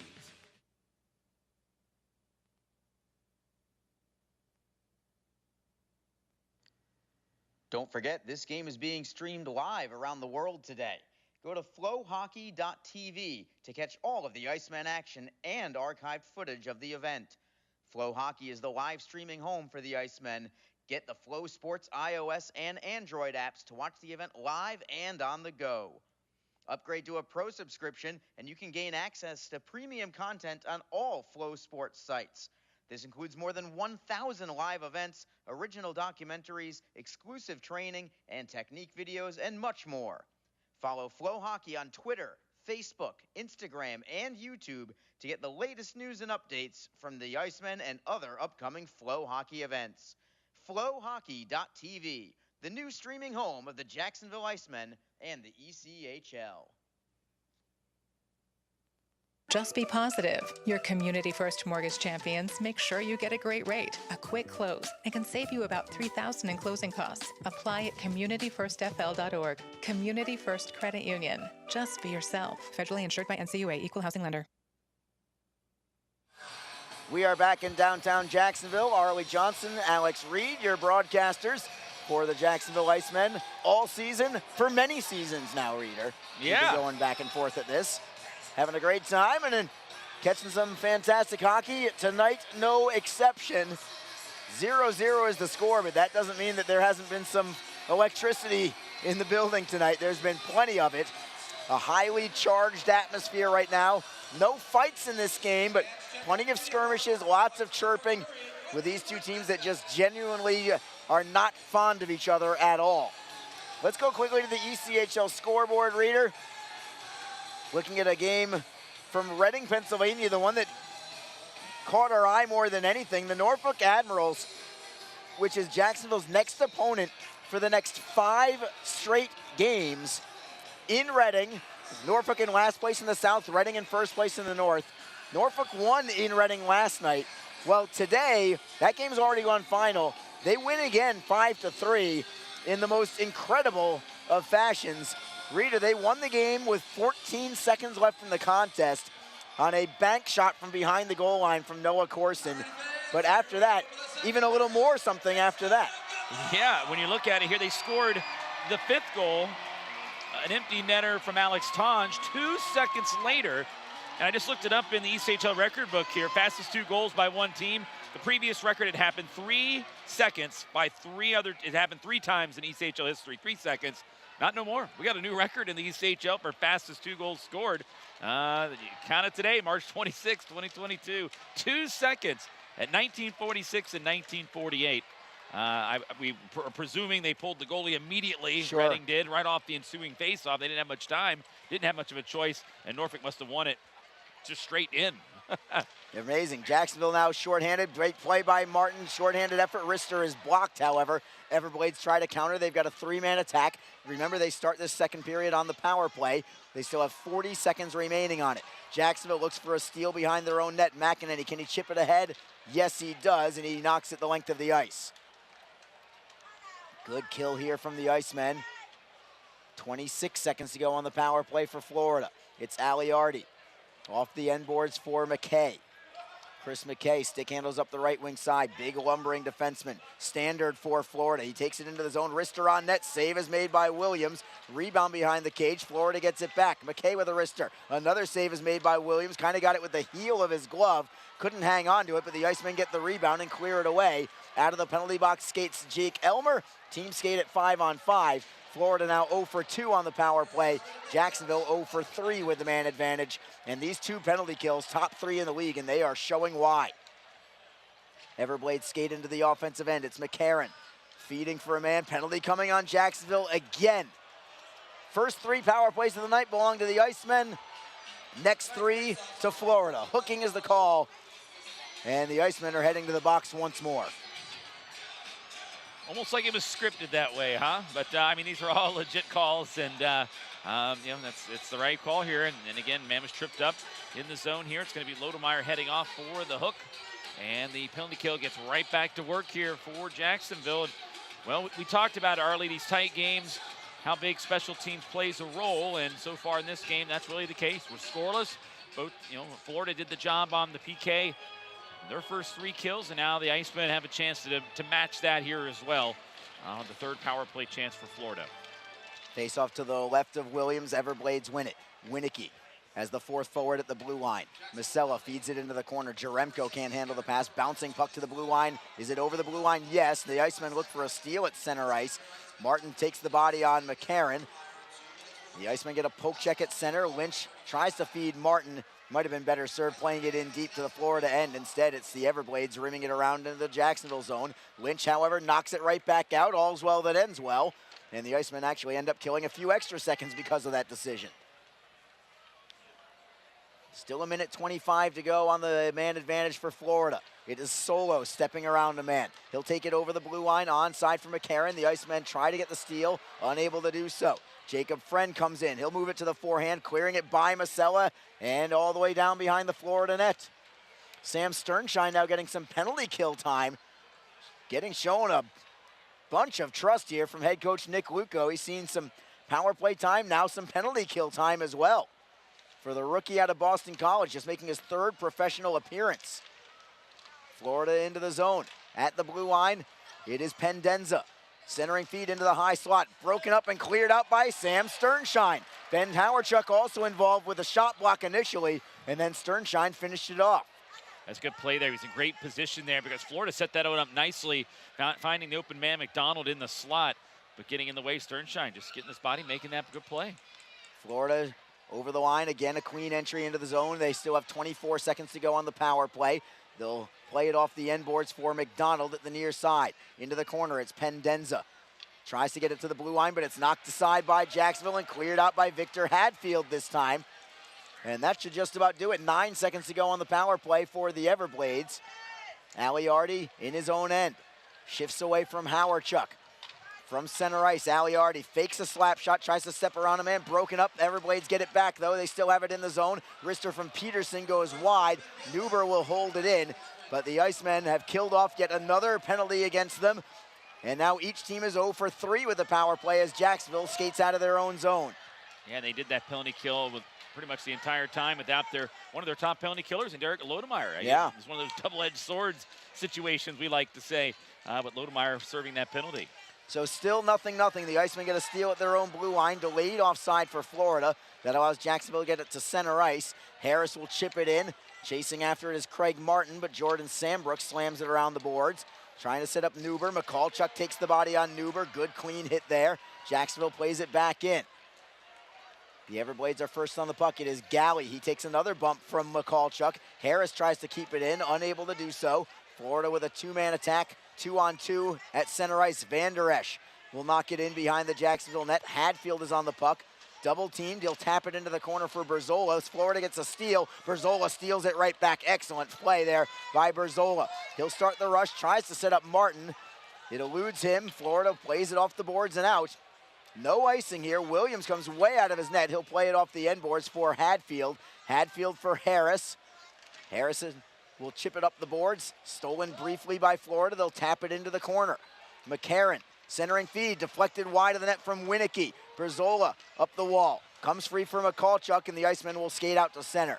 Mikulchuk tries a self-pass. He'll take it to the blue line. Mikulchuk gets by another man. Tries to slip by another. Nearly made it all the way. He does keep it in the zone. It's McEnany into the slot. Great feed. Hawerchuk forehand. Save is made. Maybe blocked in front. Will give Gahagan the save as Florida now works it into the offensive zone.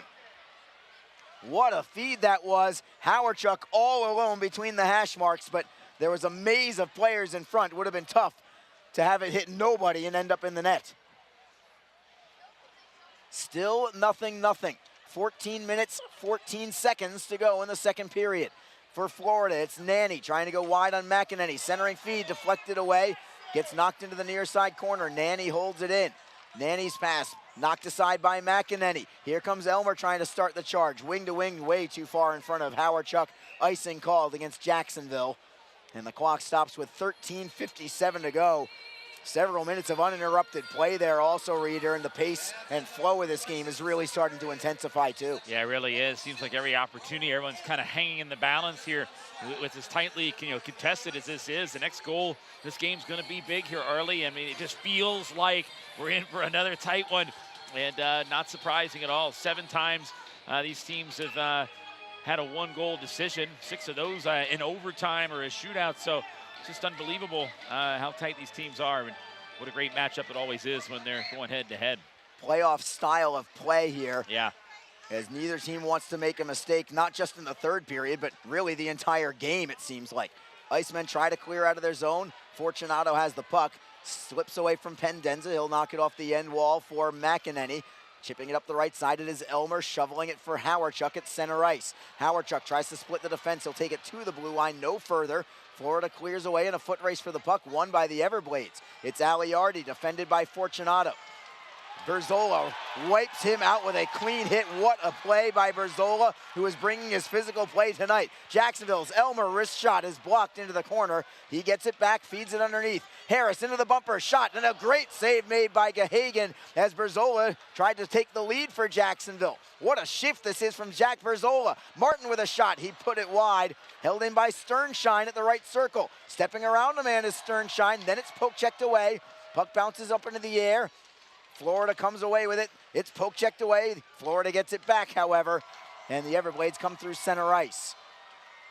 Berzola gets it back. Touch feed, it is Martin. Martin with a drop pass for Harris, tries to find a trailer. That is Hadfield. Knocked aside by Florida. Here come the Everglades in transition. Peterson, knocked aside by Berzola. He is playing a whale of a game right now, Zach Berzola is. A great outlet feed again from Berzola, setting Sternshine up. Wrister on net, glove saved by Gahagan. He will hold on and take the face-off. We will take a break in the action. 12:25 to go. Playoff-style hockey tonight. It's 0-0 between the Icemen and Florida Everglades in the middle of the second period. This is Jacksonville Icemen hockey. Tonight's game is brought to you by the ECHL, celebrating its 34th season of affordable family entertainment.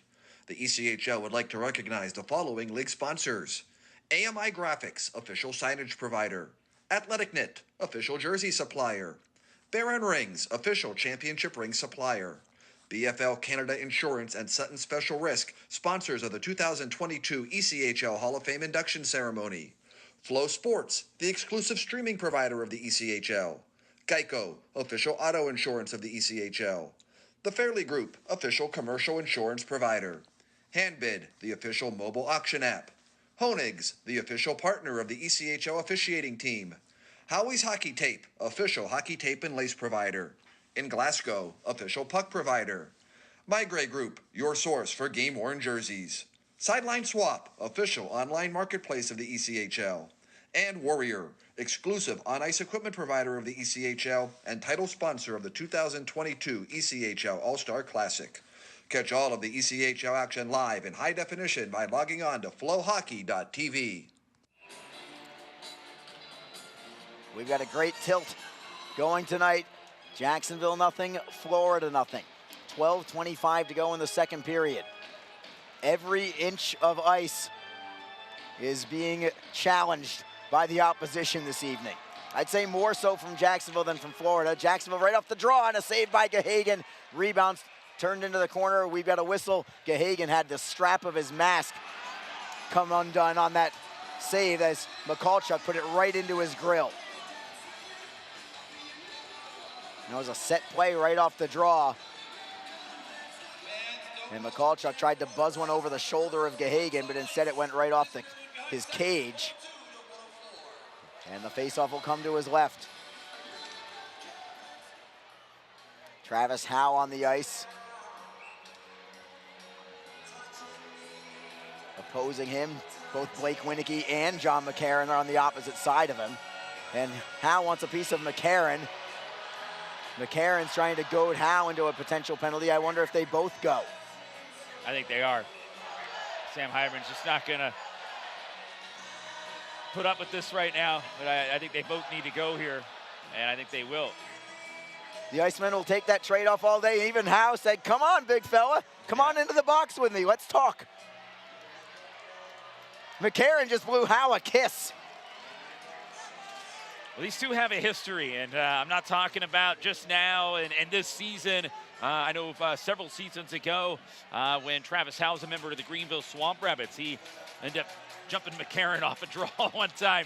Obviously, McCarron got under his skin there in that situation. So this feud goes back quite a ways, and they've had a lot of back and forth here over the last couple of seasons with Howe being in Jacksonville.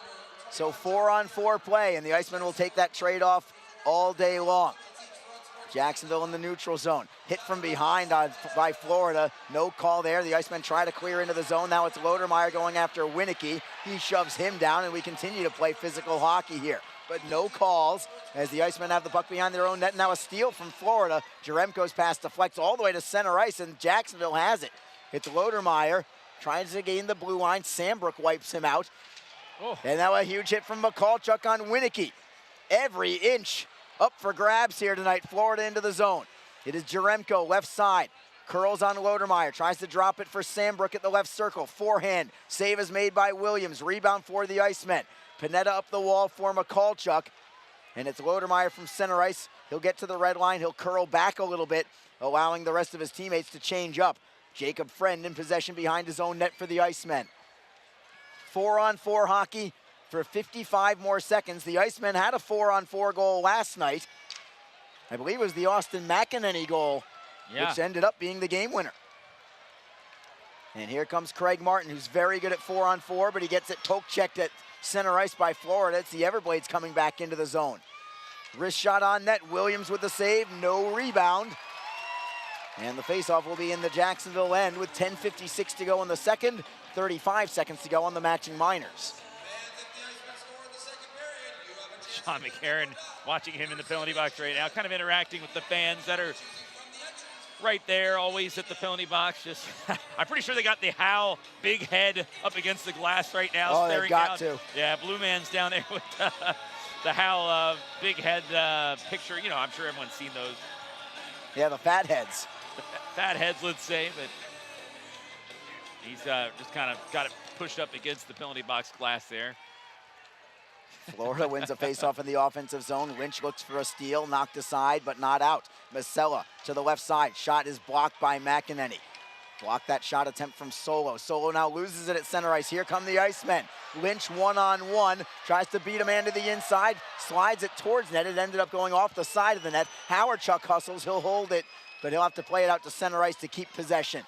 Each team will get a man back in 7 more seconds.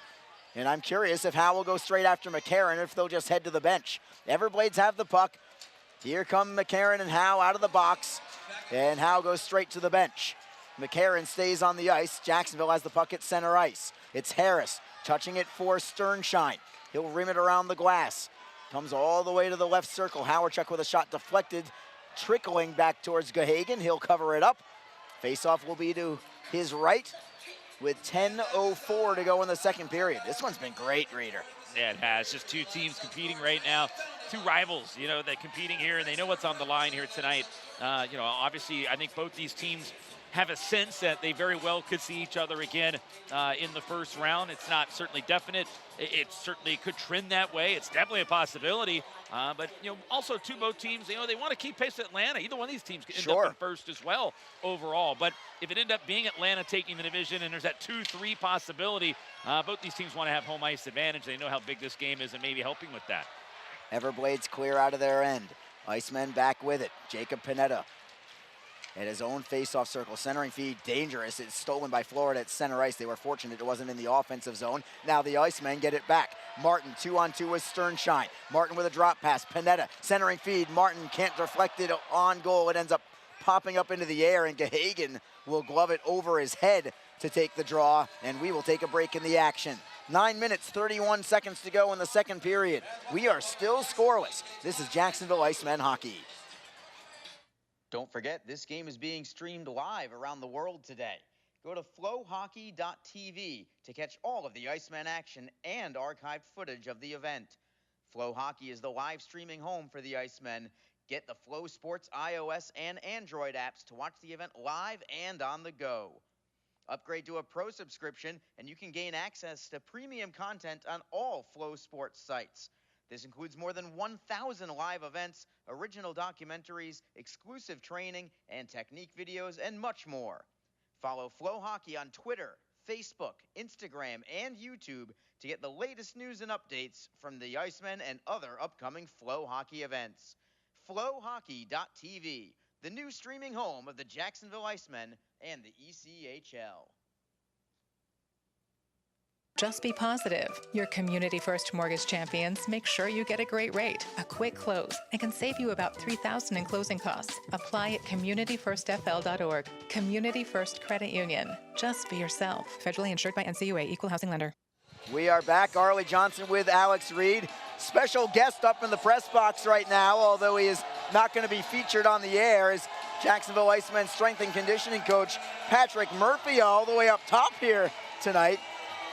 So Murph gets a nice little mention on the way. He's getting right back down to the locker room. As he should. Yes. Surprised to see him. He's usually there in the doldrums of the arena. Yes.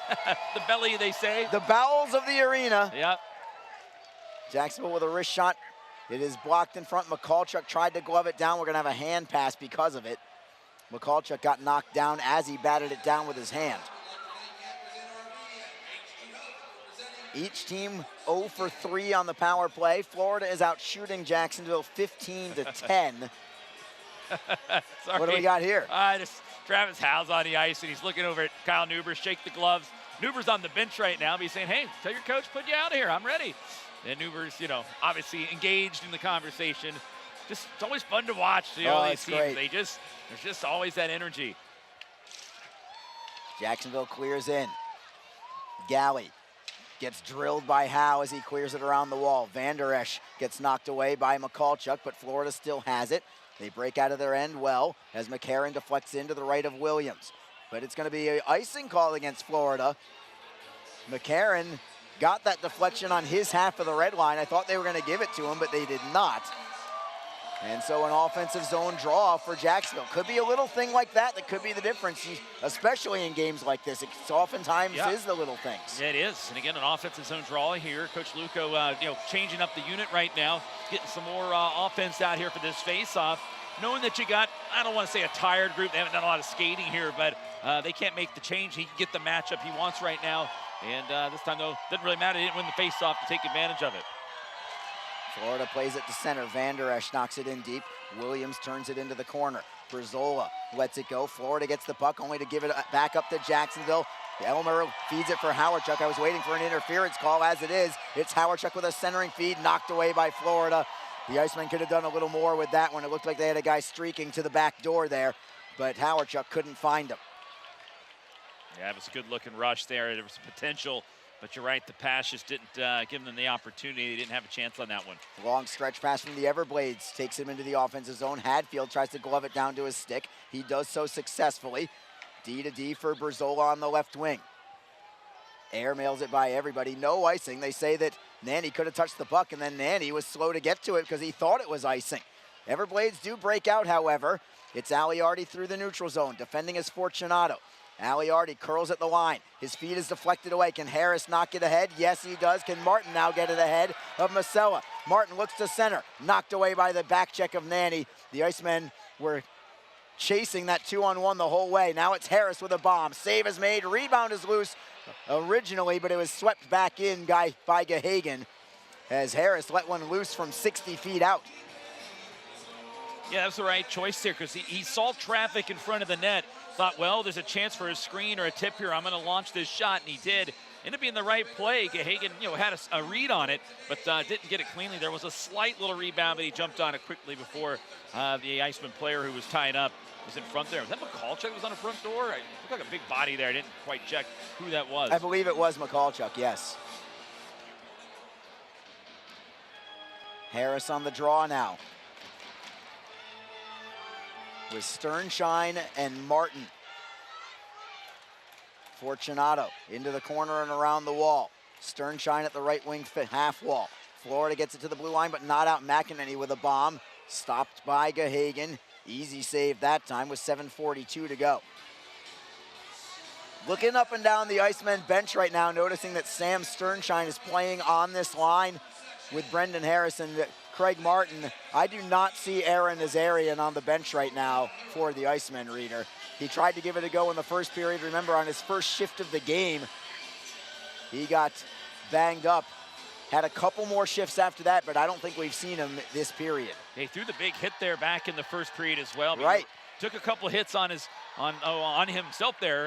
Florida kind of targeted him a little bit there to gets physical with him. And you're right. I have not seen him in this period. That's a good observation.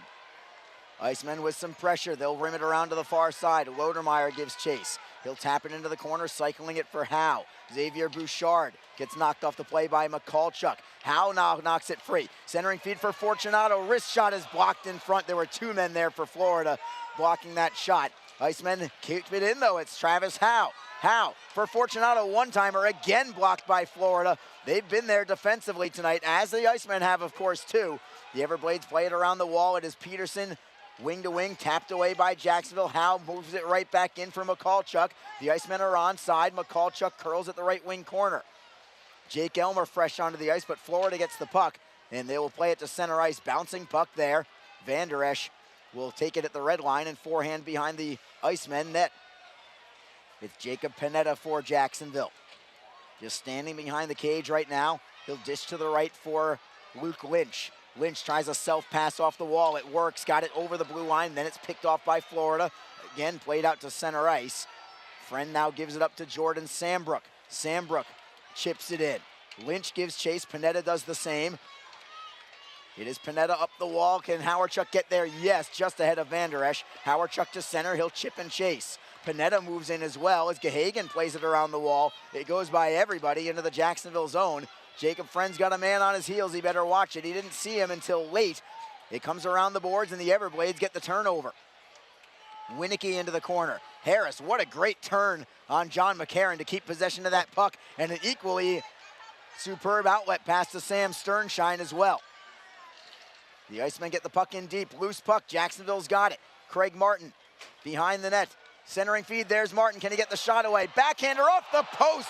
What a turnaround spinorama backhander from Martin, and he put it off the post. Wow, that would have blown the roof off the building, Arlie. Nice little spin move, and he just clipped it off that post, as you said. In the slot, Sternshine with a shot. That goes wide of the net. Maybe one too many extra passes. The Icemen get a steal at center ice. It is Hadfield dropping it into his own zone for Zach Berzola. The Icemen are starting to carry play here in the second period, but we remain 0-0. Jacksonville back into the zone again. Howe with a centering feed. It deflects to the near side. Harris plays it to the line. Hadfield with a drive. Save is made. Rebound is loose. Where is it? Gahagan gets it back, and then Howe flattens a man at the whistle. And the fans like that. Of course they do. What's there not to like? 4:57 to go. We've got a doozy. It's still 0-0. 4:57 to go in the second period. This is Jacksonville Icemen hockey. The Jacksonville Icemen offer discounted tickets for groups of 10 or more. Whether it's a company outing, a group from your school or church, or just a gathering of friends, the Icemen can help you set up a night of fun at a discounted cost. Other benefits include an intermission ride on the popular Fan Zam, a post-game group photo, or take a shot on net after the game. Ticket fundraisers are also available. For more information, contact the Icemen office at 904-602-PUCK. That's 904-602-7825, or visit us online at jacksicemen.com. Icemen Hockey, feel the freeze. Best Bet Jacksonville and Orange Park are open and excited to bring you the best in poker, simulcast wagering, cocktails, sushi, and more. Visit bestbetjacks.com for more information. Best Bet. Experience the best. We are back as they look at the Selfie World Jacks. Brad Ralph gets a little exposure, the Florida head coach. Not happy at all. Not happy at all. Oh, man, this is a fun segment here. Everybody loves it. Oh, it's the best. It's a great promo. Boy, we still got a good conversation between Masella and Hal. They talked the entire length. They missed the promo. They've been talking the entire time. Hal is not concerned with any promos right now. No, he's concerned right now is the Everglades bench and Ben He has been Masella. chirping the entire Florida team all game. Hal is on the ice right now. With Kyle Neuber. Neuber is as well. Here we go. Hal has already unbuckled his chin strap. Yep, that's a sign right there. Here, I think we might have something here, or this might be what everybody's waiting for. Brady Fagan is standing between the two of them. Benches are standing up. I think we're about to have a heavyweight tilt here. Let's see what we got. Hal has already skated away from the circle. He's like, just drop it. He's ready to go. Yep, here we go. Travis Howe, Kyle Neuber, helmets are off. Howe is ready to go. And they do-si-do at center ice. Neuber gets the first shot away. Howe tries to come back with a right hand. Right now it's just a tie-up at this point. This one could go a ways. Howe gets a right hand. Big right from Howe. Another right from Howe. Swinging away at Neuber. Neuber comes back with a right. Howe does the same. Heavyweight tilt here in Jacksonville. Another right from Howe. Going after Neuber yet again. He tells the linesman, stay away, I'm not done yet. Howe another big right on Neuber. Oh, that one stunned him maybe. It definitely did. Howe, he clocked him. He clocked Kyle Neuber. Another one. Neuber tries to come back with a right. Howe with one more right. As they still spinorama. Howe with a couple more rights. More rights from Howe. Linesman trying to separate. They can't do it yet. Howe still gets that right hand free. I think he got an uppercut there. Another cross from Howe. One more. Those two are absolutely gassed. The linesmen finally separate. And this place is going bonkers. Round 4, what a beauty for both guys. These guys are just warriors. Look at Howe with his hand up by his ear. He wants to hear the crowd. He loves it. He's got it. This near sellout crowd, letting him hear it. This game has had absolutely everything with the exception of a goal. Yeah, that's it. It's had the spirit, it's had the fight, it's had just the hits, it's had the trash talk. It's had all the makings here of a great division rivalry, and boy, oh boy, what a lot of fun that one was there. These guys have just gone at it 4 times this season. That was round 4 between Kyle Neuber and Travis Howe. Both guys, man, just tough as nails, and everybody was waiting for that one, and it had been brewing for a while, Arlie. It was time for it to happen here with the way this game's kind of escalated here, especially here in this second period. Yeah, there was no choice on that one for sure. We are back to hockey. Team skate 5-on-5 as Florida takes it into the offensive end. Aliardi with a centering feed, picked off by the Icemen. They'll chip it up the wall to the blue line. Martin now gets the puck away. Can he work a 2-on-1? Not quite. It went just away from McKay, but then also away from Martin. The Icemen get it back at center ice. Harris will bat it into the Everblade end. It's McKay circling the back of his net. Martin with the forecheck, but the Everblade's still with it. Pendenza over the blue line, flips it to the left. Wrister on goal, saved by Williams with the stick. Rebound for Berzola, flips it up the boards, but not out. Pendenza holds it in, tosses it to the left. Wrister on goal, a save made by Williams. No rebound, and the draw will come to his right. Florida out shooting Jacksonville 17-14 right now.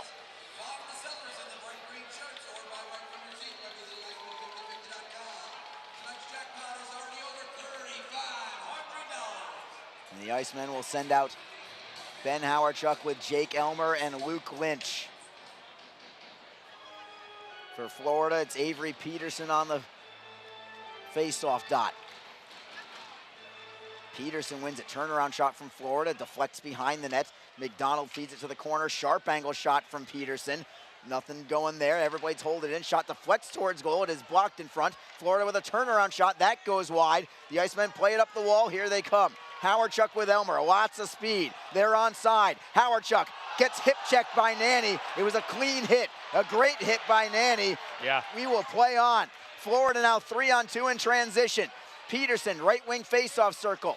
Tries to step around a man. Loose in front. Florida puts it high in the air. I think Williams got a piece of that, maybe even with his mask, as the Icemen skate away, and they'll work it up the left wing.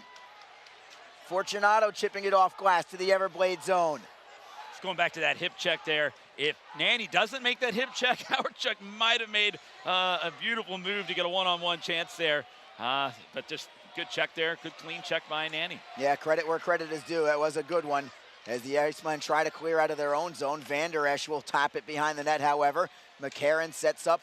Sharp angle shot deflects out of play. It goes off the netting. 3:04 to go. Ben Howardchuck's shrapnel, his stick, still on the ice as he became dislodged from his hand on that hit. Yeah, it's good. Howardchuck is fine, by the way, but it's just great hockey right there. Yeah, it was. And again, he made a great move there and had Nanny beat. So Nanny's only option really was to kind of stick that hip out and got the perfect hip check applied there in the open ice. Otherwise, again, Howardchuck might have pulled off another great move there to get in on Hagen. But hey, great job by Nanny, be in position, and as we say, that's hockey. Lodermeyer against McCarron on this faceoff. It's to the right of Icemen netminder Charles Williams. Florida wins it. McCarron to the line. McKay, a wrist shot, never reached the net. Goes into the corner. Lodermeyer tries to swing it up the boards. Van Der Esch tried to give a hit to Lodermeyer. He ended up being the hittee instead. McCarron tries a bank shot. Williams was there. Florida to the line. Masella holds it in. Van Der Esch behind the net. It is McCarron now taking it to the corner. He'll reverse it to the opposite side. Sternshine gives chase, tries to golf at it, got a piece of it, tries to swing it up the boards. The Everblades keep it in. McCarron with a turnaround shot well wide. Comes to the near side. Winicky gives it up. It comes to center ice, and the Icemen still have possession. Sternshine goes back to his own zone. Dangerous play. It comes back to Williams as Van Der Esch nearly got that turnover in the offensive zone. Yeah, he nearly did there. Sternshine made a good play getting the puck, but his back was turned to the rest of the rush behind him. And yeah, he couldn't go forward north with it that time. And then nearly coughed it up there in the process. But the Icemen did have some numbers potentially going the other way. But again, good job by veteran move there by Charles Williams, recognizing, hey, we don't want to force anything here. I'll cover this up. We'll get the whistle and just try to get the breakout here off the draw. As each minute ticks off the clock, you can tell the urgency of this game, just how important and how badly each team wants it. Jacksonville trying to finish off a weekend sweep of Florida. The Everblades trying to earn a split. An Icemen win in regulation would move them within 1 point of second place behind Florida with 2 games in hand. So a lot on the line here. Florida, of course, trying to distance themselves from the Icemen. A long outlet pass from Florida. Nobody home. It's icing against the Everblades.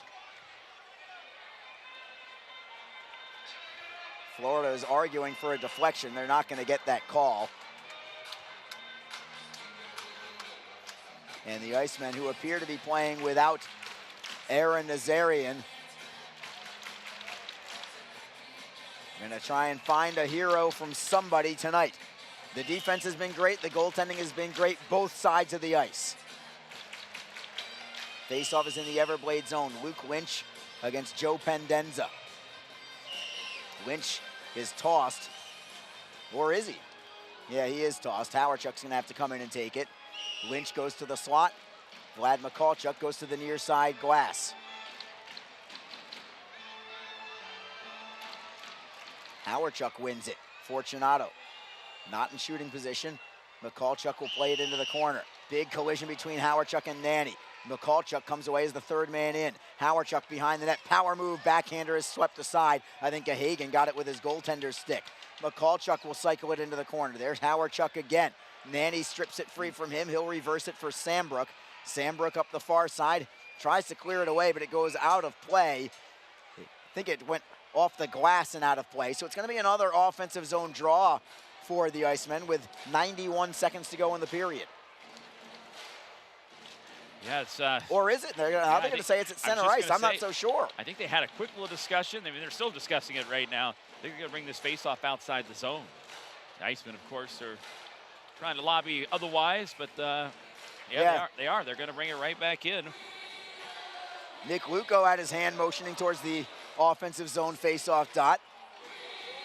So well done by the officials to consult and make the right decision. I think actually this officiating crew has done a really good job tonight. Yeah, they have. They've worked together. They've communicated. They've let them play. You know, there's been some moments maybe they could have, but called something, but they didn't. So they're letting them play. They understand, too, what's at stake tonight. Sternshine can't get the shot away. It's held in by the Icemen. Fortunato shot in a screen, deflected out of play.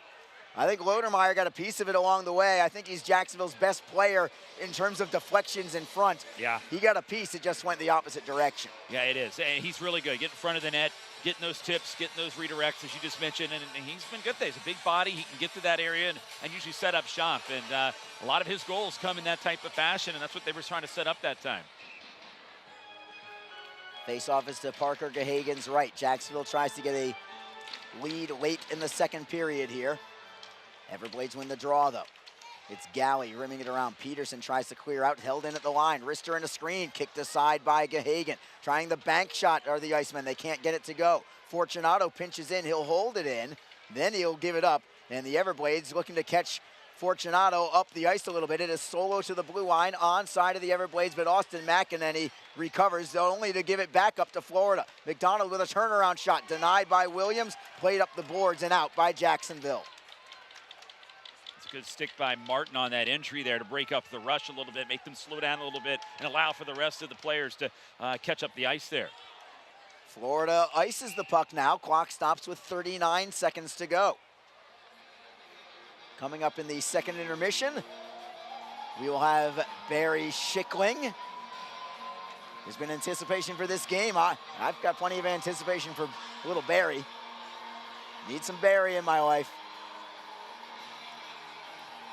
We'll also go through the ECHL scoreboard. Who doesn't want some Barry Schickling in their life? Barry does. He puts countless hours into the program there, and had a chance to catch up with him here at the All-Star game. Yes, we did. Made the trip down. He lives up in Pennsylvania, somewhat near Reading. No, he's a fixture in the ECHL media circuit as the Icemen look for another chance offensively.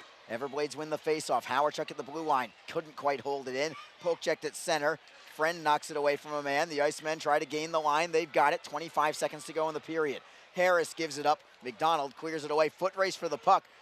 It's going to be McCarron first on the puck. Slap shot blocker saved by Williams. It was a dandy. Everblades hold it in.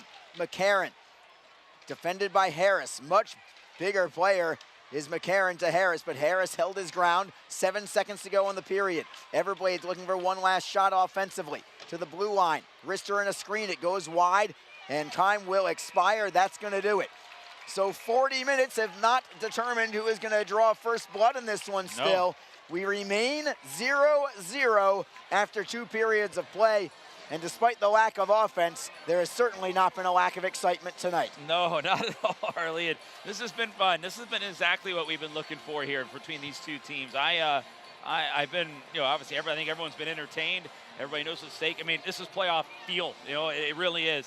And we're at that time of year where teams are going to have these battles, and teams are going to have that type of, hatred for one another. And again, we've talked about a couple times over the weekend. Very well could be a first-round matchup, and right now these two teams playing, and it is already there. Currently, I'd say it's even more likely than not, but we'll have to see what happens in the final dozen games, including this one here tonight. 0-0 after 2 periods of play. Somebody's going to have to score at some point in this game. We'll find out if it's Jacksonville or Florida. A big one tonight in the South Division. We will take a break and return in a moment with Barry Schickling and ECHL Week. This is Jacksonville Icemen Hockey. Tonight's game is brought to you by the ECHL, celebrating its 34th season of affordable family entertainment. The ECHL would like to recognize the following league sponsors: AMI Graphics, official signage provider. Athletic Knit, official jersey supplier. Baron Rings, official championship ring supplier.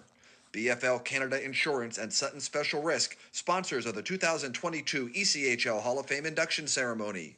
Flow Sports, the exclusive streaming provider of the ECHL. Geico, official auto insurance of the ECHL. The Fairley Group, official commercial insurance provider. Handbid, the official mobile auction app. Honig's, the official partner of the ECHL officiating team. Howie's Hockey Tape, official hockey tape and lace provider. In Glasgow, official puck provider. My Grey Group, your source for game-worn jerseys. Sideline Swap, official online marketplace of the ECHL. And Warrior, exclusive on-ice equipment provider of the ECHL and title sponsor of the 2022 ECHL All-Star Classic. Catch all of the ECHL action live in high definition by logging on to flowhockey.tv. Don't forget, this game is being streamed live around the world today. Go to flowhockey.tv to catch all of the Iceman action and archived footage of the event. Flow Hockey is the live streaming home for the Icemen. Get the Flow Sports iOS and Android apps to watch the event live and on the go. Upgrade to a pro subscription and you can gain access to premium content on all Flow Sports sites. This includes more than 1,000 live events, original documentaries, exclusive training and technique videos, and much more. Follow Flow Hockey on Twitter, Facebook, Instagram, and YouTube to get the latest news and updates from the Icemen and other upcoming Flow Hockey events. Flowhockey.tv, the new streaming home of the Jacksonville Icemen and the ECHL. Just be positive. Your Community First Mortgage champions make sure you get a great rate, a quick close, and can save you about $3,000 in closing costs. Apply at communityfirstfl.org. Community First Credit Union. Just be yourself. Federally insured by NCUA, Equal Housing Lender. The Jacksonville Icemen offer discounted tickets for groups of 10 or more. Whether it's a company outing, a group from your school or church, or just a gathering of friends, the Icemen can help you set up a night of fun at a discounted cost. Other benefits include an intermission ride on the popular Fan Zam, a post-game group photo, or take a shot on net after the game. Ticket fundraisers are also available. For more information, contact the Iceman office at 904-602-PUCK. That's 904-602-7825, or visit us online at jacksiceman.com. Iceman Hockey, feel the freeze. Best Bet Jacksonville and Orange Park are open and excited to bring you the best in poker, simulcast wagering, cocktails, sushi, and more. Visit bestbetjacks.com for more information. Best Bet. Experience the best.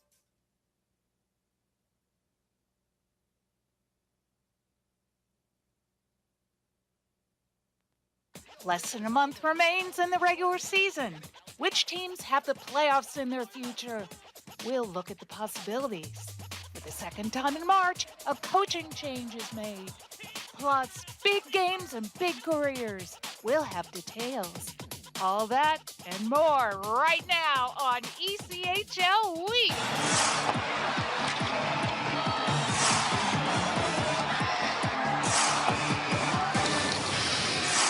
Hello and welcome to another edition of ECHL Week. This time we come to you from Huntington Center in Toledo, Ohio, home of the Toledo Walleye. Less than a month remains in the regular season schedule. Time to check out how all the playoff races are shaping up. The Kelly Cup playoffs are scheduled to begin the week of April 18th. Between now and then, all 16 postseason spots will have to be locked down. Let's check out the teams which are looking good in terms of preparing for the playoff party and which teams still have work to do. In the Eastern Conference, Reading and Newfoundland, at the top of the North Division heap all season, look as if they'll join the South Division pacesetters Atlanta, Florida, and Jacksonville in extending their seasons beyond the third week of April. It would take major efforts from multiple teams below them in the standings to change that. In the Western Conference, only division frontrunners Toledo and Utah have that kind of security. So, if those 7 teams are in, that means 9 more positions are open. There are more questions than answers about which teams will claim those berths, the top 4 spots in each division. In the mountain, Rapid City is in decent shape if it continues its recent strong run. But Idaho, Allen, Tulsa, and Kansas City are close enough that if any of them put a decent winning streak together, that will probably be enough to propel them into the playoffs. The Central is also logjammed. Defending champ Fort Wayne, currently in second, has put some distance between it and the pack, but Wheeling, Cincinnati, Kalamazoo, and Iowa range from 6 games to 1 game over 500. That's a margin which can be quickly made up when you're doing battle against the teams you're trying to catch. A 3-team race for 2 playoff spots has shaped up in the north, with Worcester, which has had a great March, Trois-Rivières, and Maine all capable of finishing 3rd, or 4th, or 5th. The South Division seems to be the simplest race to analyze. Orlando and Greenville, which recently went on a 10 wins and 13 games run, are battling for the final spot there. And this weekend, 2 of the remaining 3 games between the Solar Bears and Swamp Rabbits are scheduled in Central Florida. Odds are whichever team fares best in these head-to-head matchups will earn that opening round task against the eventual South champion. Remember that, with just a few exceptions, all of the remaining games on the schedule feature intra-divisional battles. That means that even if your team is accruing points, chances are that others nearby in the standings may be collecting some too. Of course, we'll let you know where things stand in upcoming ECHL Week shows, but don't forget to follow our social media accounts for timely updates, including when teams clinch playoff spots, which could start happening as soon as this weekend. Now that the National Hockey League trading deadline has passed, ECHL teams are also working toward finalizing their rosters. And this Thursday, March 31st, is the final day for ECHL teams to make deals.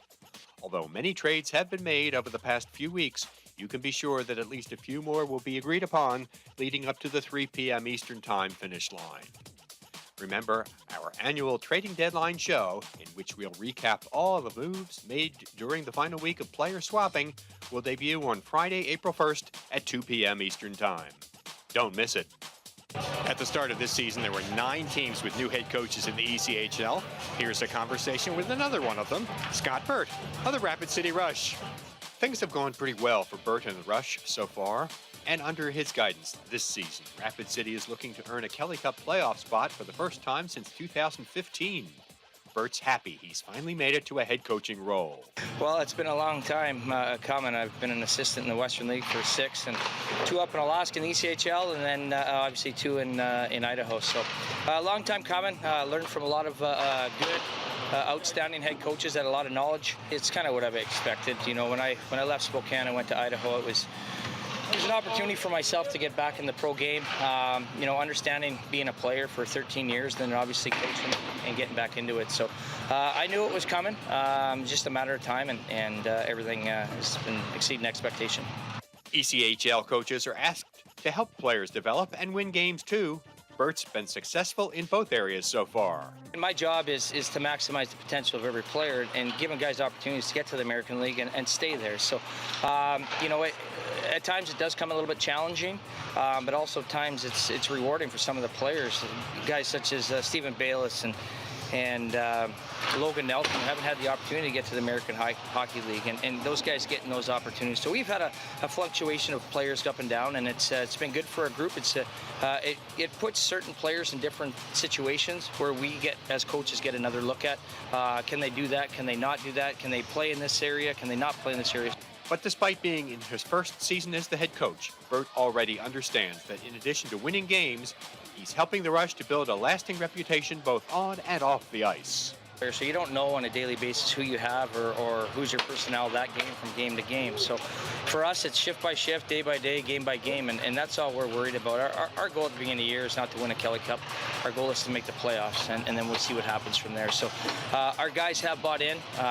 Our guys are enjoying where we're at, and you're starting to hear that Rapid City maybe hasn't had the best outcome or look the last few years. Now guys are wanting to come here. We're hearing from other teams and other players that are saying, hey, listen, hey, is there a chance? What do you think of this player? Like, now our guys are starting to talk, and we're starting to get talked throughout the league, and it's a good reputation because Rapid City is a great spot. Our ownerships have been great. Presidents been great. The whole facility and everything's been great with us so far. So they want to continue to build. We want to continue to build, and we'll just go day by day, foot by foot.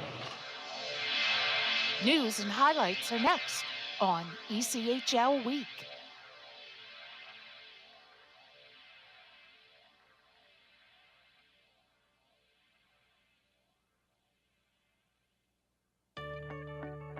Thinking of selling your home? Now is the perfect time.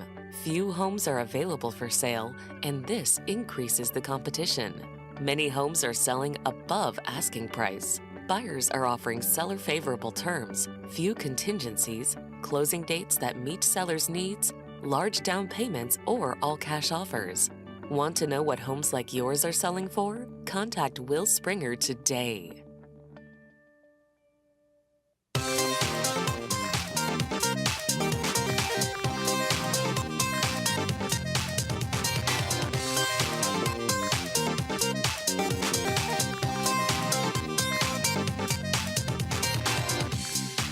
If you ever get to this part of the country and you're a hockey fan, you've got to get to Huntington Center to watch the Walleye play. It's a great atmosphere, among the best in the ECHL. Now let's check out news from around the league. For the second time this season, a mid-season change has been made behind an ECHL bench. The Indy Fuel and Doug Christensen, who joined the team in 2019 as its third head coach, have agreed to part ways.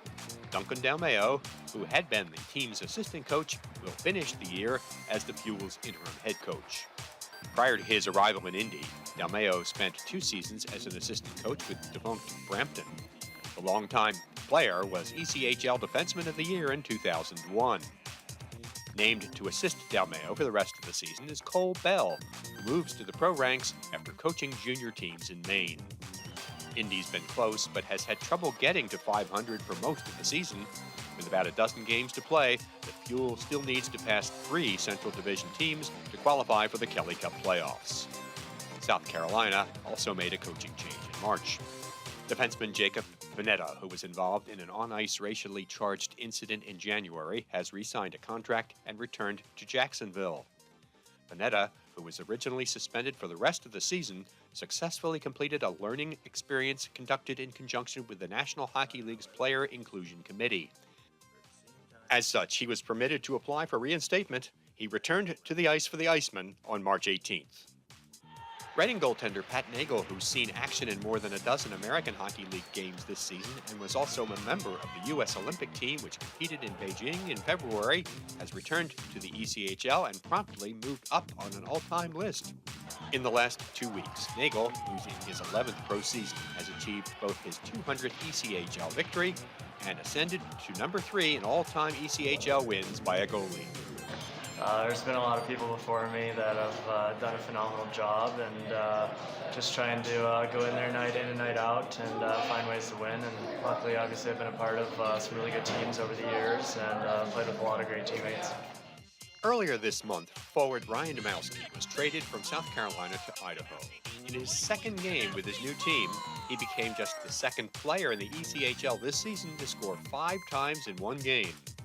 In Idaho's 6-1 win over Mountain Division leader Utah, the only steelhead goal Domowski didn't score, he assisted on his first pro hat trick.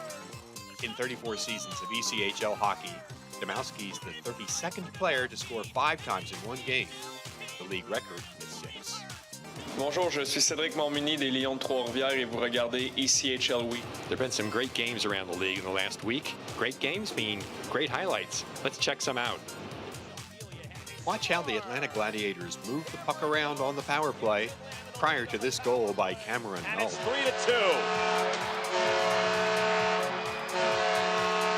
The Gladiators don't waste any time in capitalizing on the man advantage.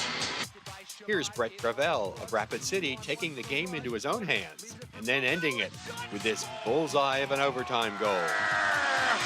Brett Gravel wins it in overtime, and Rapid City takes it. Your final score, the Rush 3 and the Mavericks 2. And check out the sleight of hand for this shorthanded beauty by Reading's Braden Lowe. Scored.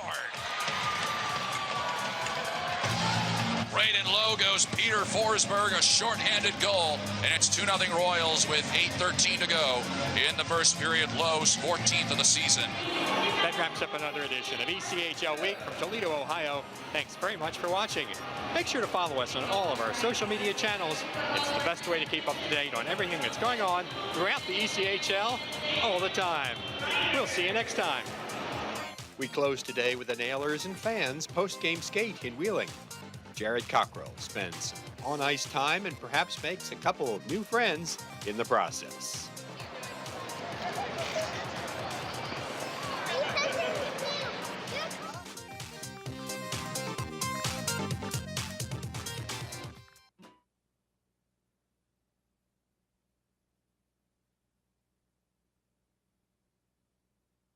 Jacksonville and Orange Park are open and excited to bring you the best in poker, simulcast wagering, cocktails, sushi, and more. Visit bestbetjacks.com for more information. Best Bet. Experience the best.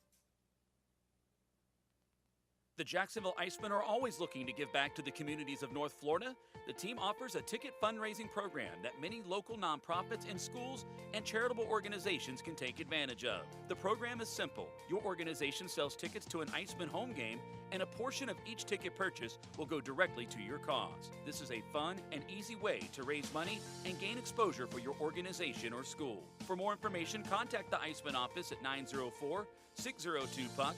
That's 904-602-7825, or log on to jacksiceman.com. Just be in control. With free interest checking and great digital tools, Community First makes smarter banking simple. Add an account at justbeyourself.com. Community First Credit Union. Just be yourself. Federally insured by NCUA.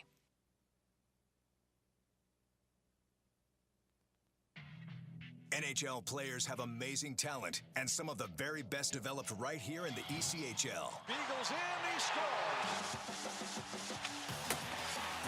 Now, follow all your favorite ECHL alumni every night on NHL Network's primetime hockey show, NHL Tonight. Both teams recognize how big this matchup is. Fire save by Goosebump stuff.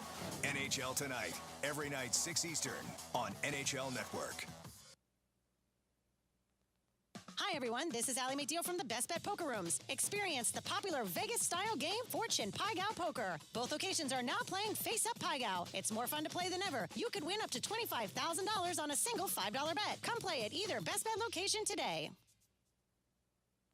What is your role in the fight against cancer? The answer could be as simple as driving your car. For many cancer patients, getting to and from treatment is one of their toughest challenges. The American Cancer Society needs volunteer drivers to help provide transportation for people in your community. Through the gift of a lift in your car, you can help patients take one more step in the road to recovery. Get in the driver's seat in the fight against cancer. To find out more, call your American Cancer Society at 1-800-227-2345 or visit cancer.org. We are back along with Alex Reed, Arlie Johnson with you through 2 periods of play. We've got a 0-0 game between the Jacksonville Icemen and Florida Everglades. Jacksonville not unaccustomed to this score of 0-0. They've been down this road a couple times before. And as for them placing Florida, they're used to these tight nip and tuck kind of games as well, with 6 of the previous 9 going to overtime, Reader. Yeah, I mean, and you know, this game very well could be another one in this journey between these 2 teams. And it wouldn't surprise me one bit. And we were certainly trending in that direction, but you're right. The Icemen have been in this position before. They've even ended regulation scoreless as well. So we'll see how it plays out, but it's going to be an exciting 3rd period. It's going to have that playoff like overtime feel, because it's really the next goal could really just be the one that's going to be all either one of these teams needs tonight. The hype music is going at full volume right now. Cell phone flashlights are going. I get charged up every time I see this. I can only imagine how the fans are. We're just broadcasting, but yeah, you know, I can even if I was a visiting broadcaster in here, I would get charged up just from seeing this every time I came into the building. Oh man, it's unbelievable. The music, the song, and of course, you know, the lights are all flashing around. It's great, man. Everyone gets charged up. It gets us charged up. Really gets you fired up. And if you're an opposing team, you come here. It's got to be like, wow, you know, this is get everyone fired up. Either team probably gets charged up over the intro here for the 3rd period. Both teams ready to go for the start of the 3rd. We will skate 5-on-5 to begin the 3rd period. Both teams 0 for 3 on the power play. Both teams are 0 for everything in shots on goal. Florida with 21 overall, Jacksonville with 15. And one thing Florida's been able to do here in each of the last 2 nights, really limit the amount of opportunities and shots that the Icemen have had. I mean, Jacksonville only had 20 shots on net total last night, only 15 here in this game as well. So they've done a pretty good job in limiting the opportunities that Jacksonville's had. And that says something about the defensive side for Florida as well. We talk about how great the Icemen are. They're leading the league in all those defensive categories. But, Florida has played a pretty sound defensive game last 2 nights as well. The Icemen still without Aaron Nazarian on the bench. Looks like they will not have his services for the remainder of this game. Yeah, it's a key loss there, obviously, coming off the 2-goal performance last night. And, he's a guy that he just gives it everything he's got every shift. And in a game like this, that's exactly what you want to have out of a player on the ice. It just gives you 110%. Exactly what you need, it's what you want. They're certainly going to be missing him here, but this team's played a lot of games without him when he deservedly earned that call up to the American Hockey League with Rochester. So it's really who's going to step up and make the play. Sam Sternshine will take his place and take a regular shift on this line with Craig Martin and Brendan Harris. Icemen with a blast from the blind. It is deflected wide. Martin got a piece of it in the opening 10 seconds of the period. Florida clears it away. Jacksonville has it at center. Harris will forehand in. Gahagan leaving the puck for Galley. Galley chipping it off glass. Look out as it goes into the crowd about 6 rows up in our section. And we've got a souvenir for somebody here who's looking for a youngster to hand it to. And there we go. Nice work there. Very good work there. From one of our season ticket holders who actually spends a fair amount of time pregame with us. He does. Quite a bit, just to hang out and talk hockey. Yeah, we'll have to give him props for that next time he comes up to say hi. But that's always good there and a lot of fun. And a free souvenir. And it's always great when those go out of play that obviously no one is hit by it and somebody can walk away with a good souvenir. Score right off the draw! Jake Elmer makes it 1-0 Jacksonville. He caught Parker Gahagan guy by surprise. Elmer. Boy, he loves scoring goals. Oh, yeah, great celly from him. His cellies are just as good as his goals oftentimes are, but what a great play right off the draw there and just fired it. Gahagan got a piece of it, a good piece of it, and it just kind of trickled past him and in. And just like that, quick as lightning, the Icemen able to put that one home off the faceoff. That was a triple fist bump there from Jake Elmer on that celly. Oh, man, he's got so much energy. Like I said, his cellies are as good as they come.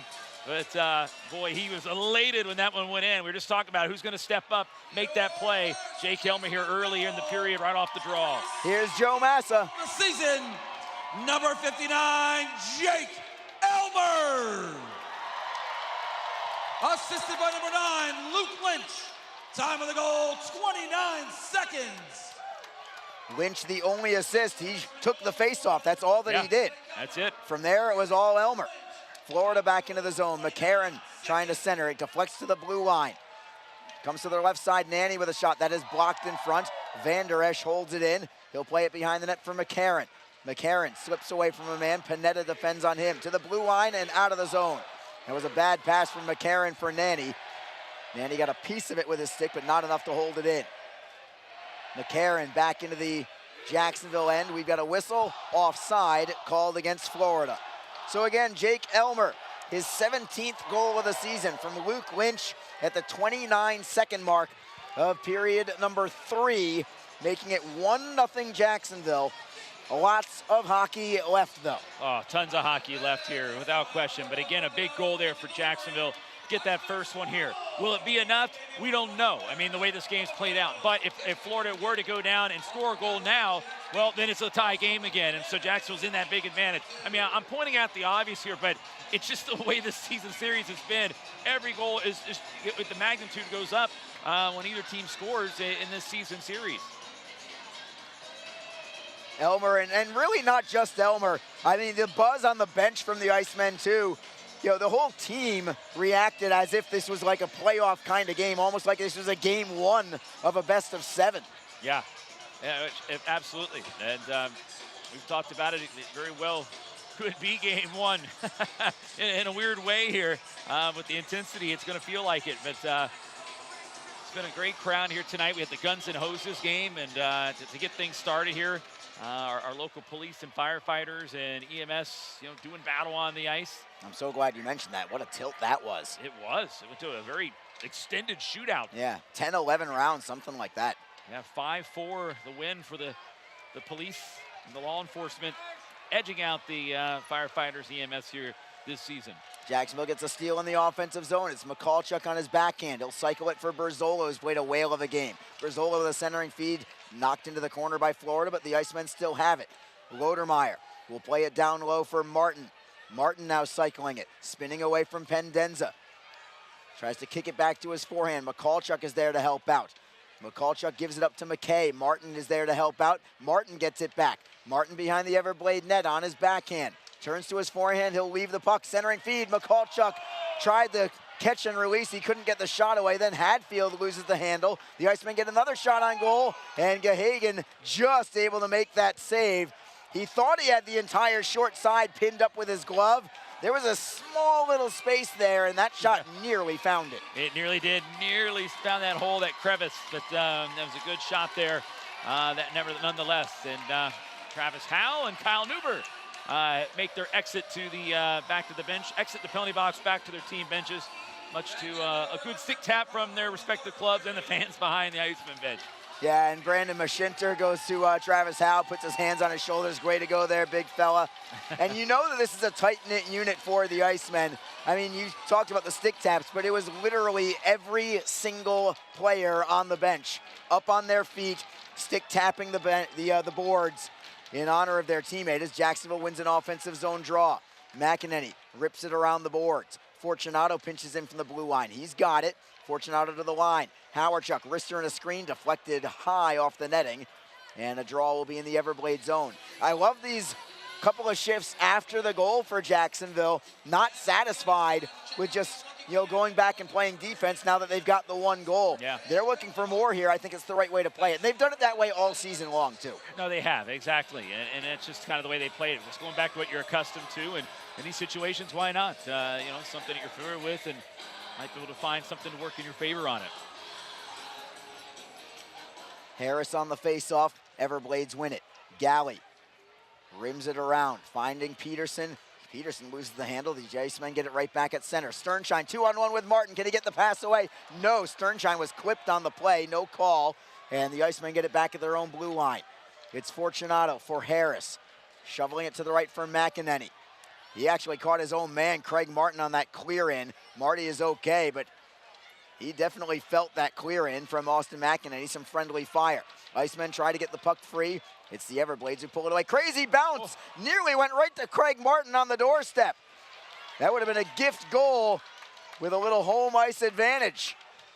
Florida rims it around. Fortunato tries to hold it in. He gets rubbed out on the play, and Peterson will skate to neutral ice. Flipping it up the wall. The Everblades still with it. Solo with a shot towards goal, but it's blocked by the Icemen. Fortunato for Martin. Not in any particular hurry. Now it's Fortunato taking it over the blue line. Feeding it for Lynch. He beats his man. Forehand. Put it over the cross. Did it hit the crossbar maybe? I don't know. Maybe Gahagan got a piece of it. Either way, it ended up out of play on the opposite wing.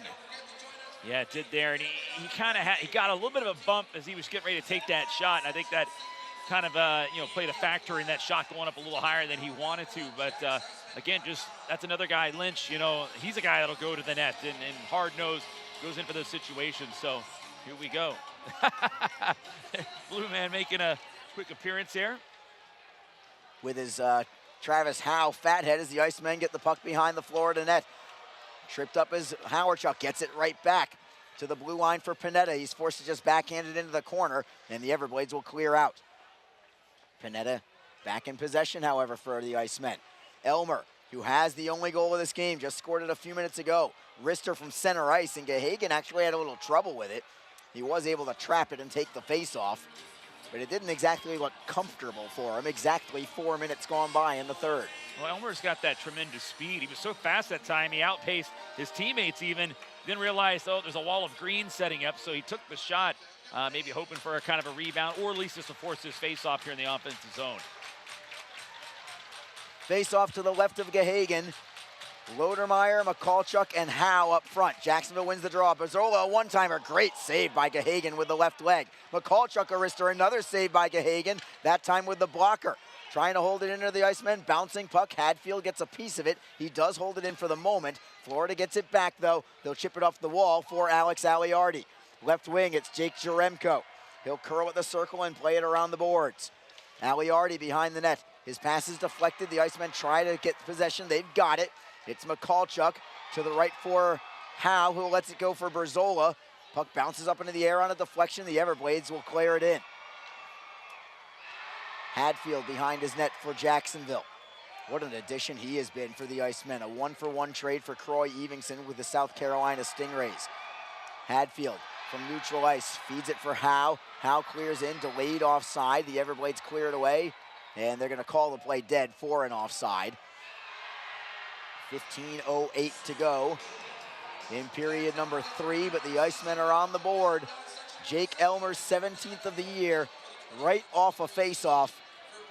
Beats Gahagan, I think, underneath his arm with his 17th goal of the year.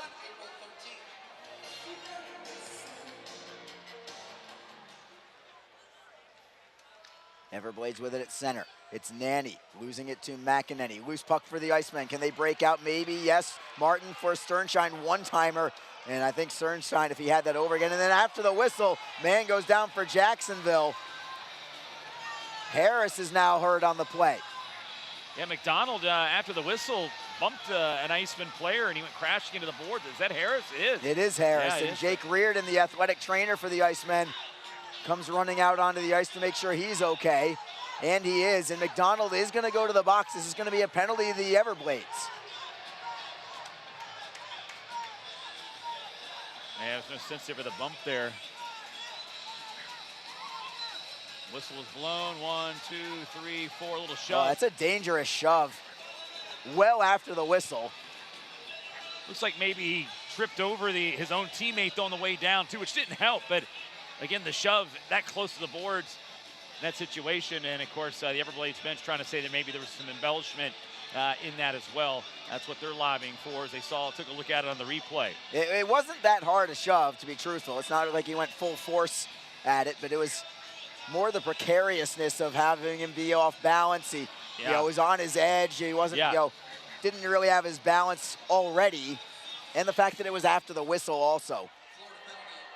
So a power play for the Icemen. 0 for 3 with a man advantage. Here comes Elmer again. Bearing down towards goal. Backhander. Great save. Rebound. Another save by Gahagan as Howard Truck tried to put it in on the rebound. Held in at the blue line. Great play by Jacob Panetta. Panetta skates by a man. Into the bumper. Harris couldn't pull the trigger on a shot. It comes to the near side. Harris on his backhand. Gives it up to Florida. Trying to clear out his galley. And he does get it out. What a rush again from Jake Elmer. Oh, just tremendous blazing speed there. Left a little bit of a vapor trail, I think, when he rushed in that time. And Gahagan coming up with the big stop that time. Craig Martin will chip and chase. Masella beats him to it by a stride. He'll turn and rifle it out. All the way down to Charles Williams.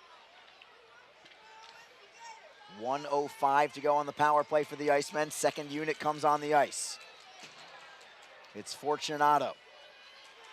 Right between the hash marks in his own zone. Outlet pass for Hadfield. Hadfield beats a man. He's over the blue line. Cuts towards net himself. Forehand goes wide. What a great rush that was from Hadfield. Icemen hold it in the zone.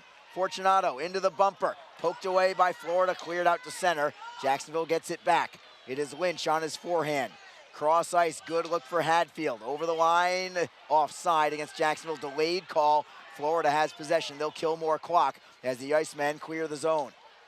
Well, that was dangerous from Florida. They cleared it the length of the ice. It went off the high glass behind Charles Williams. If that went over the glass there, that also would have been a delay of game penalty. It would have been because it was blasted out from their own defensive end.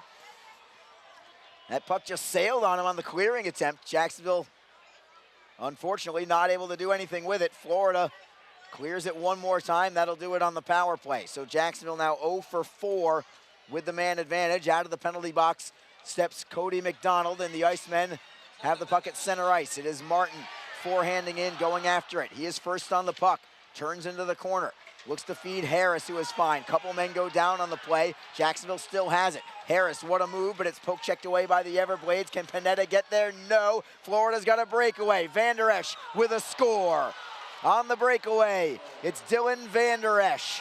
And with 12:36 to go in the third period, the Everglades have tied it up. It's a 1-1 hockey game. Yeah, the Icemen over pursuing things down into the zone a little bit there, and the numbers just went the other way. They needed to win that last battle. The puck didn't cooperate, and it allowed Florida to get that chance, and Van Der Esch finishing it, squeezing it past the blocker of Charles Williams. Time of the goal at 7:24. And the 14th goal of the year for Dylan Van Der Esch. John McCarron, the only assist. It's a 1-1 hockey game right now. And back to the drawing board we go. Everblades clear it in. Jacob Friend behind his own net. He's got Peterson on his hip. Panetta tries to step it away. Florida gets the steal. Centering feed, McCarron with a shot that is blocked. He gets it back, feeds Peterson behind the net. Winicky gets spilled on the play. Icemen end up with the puck. It is Lynch trying to separate from McCarron as he stick handles out to center. Lynch from the red line will wrist it in. Nanny is first on it for Florida. Rimming it around for Winicky, who handles it well. Winicky's feed picked off by Jacksonville. Here's Elmer backhanding it back in. Lynch gives chase, but Nanny beats him by a stride. Galley up the left side. Knocked aside by Jacksonville at the red line. It's McEnany. Cross ice look over the line. Jacksonville is offside with 11:46 to go, and we will take a break in the action. Well, things have just ratcheted up again. Each team has scored in this third period. We are still tied. It's 1-1. This is Jacksonville Icemen hockey. Tonight's game is brought to you by the ECHL, celebrating its 34th season of affordable family entertainment.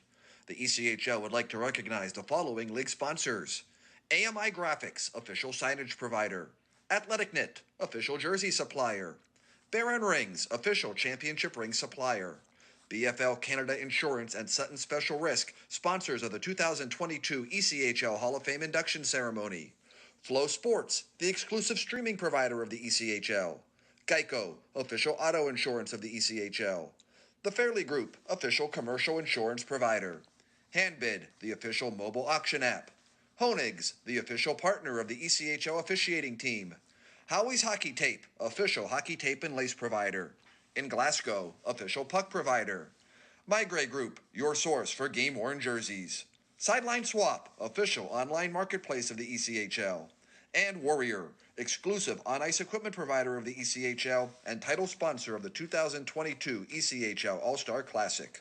Catch all of the ECHL action live in high definition by logging on to flowhockey.tv. 11:46 to go in the third period. Jacksonville 1, Florida 1.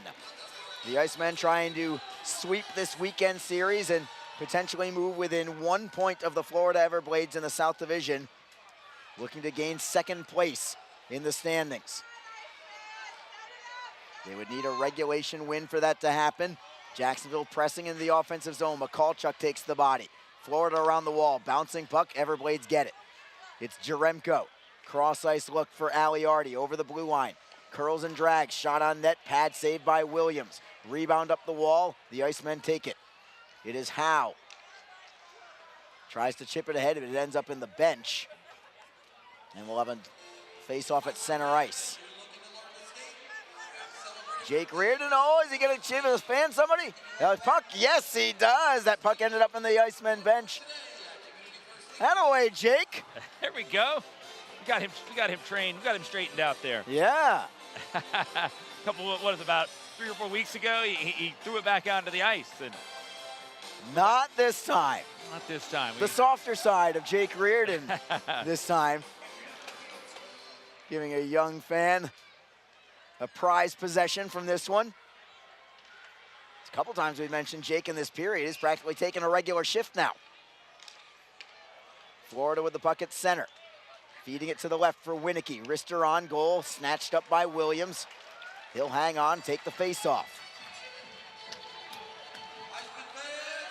Still lots of time to go. The Icemen want to make sure that they're responsible defensively, but you know they want to try and win this one in 60 minutes and not beyond.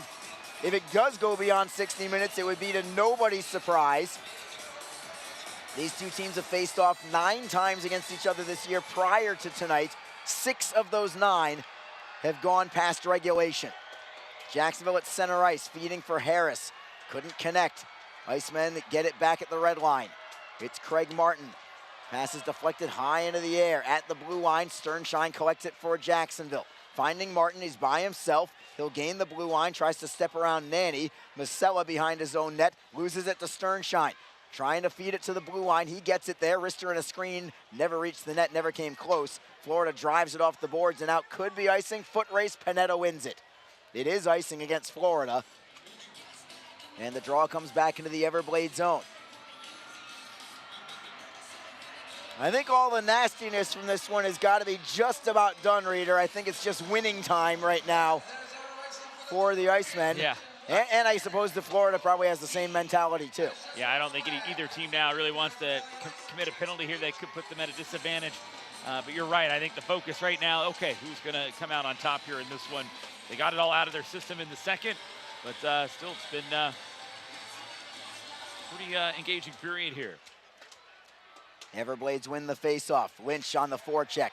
Gets it to the blue line. Not enough to keep it in. It's batted out with the glove by Blake Winicky. Icemen get it back. McEnany.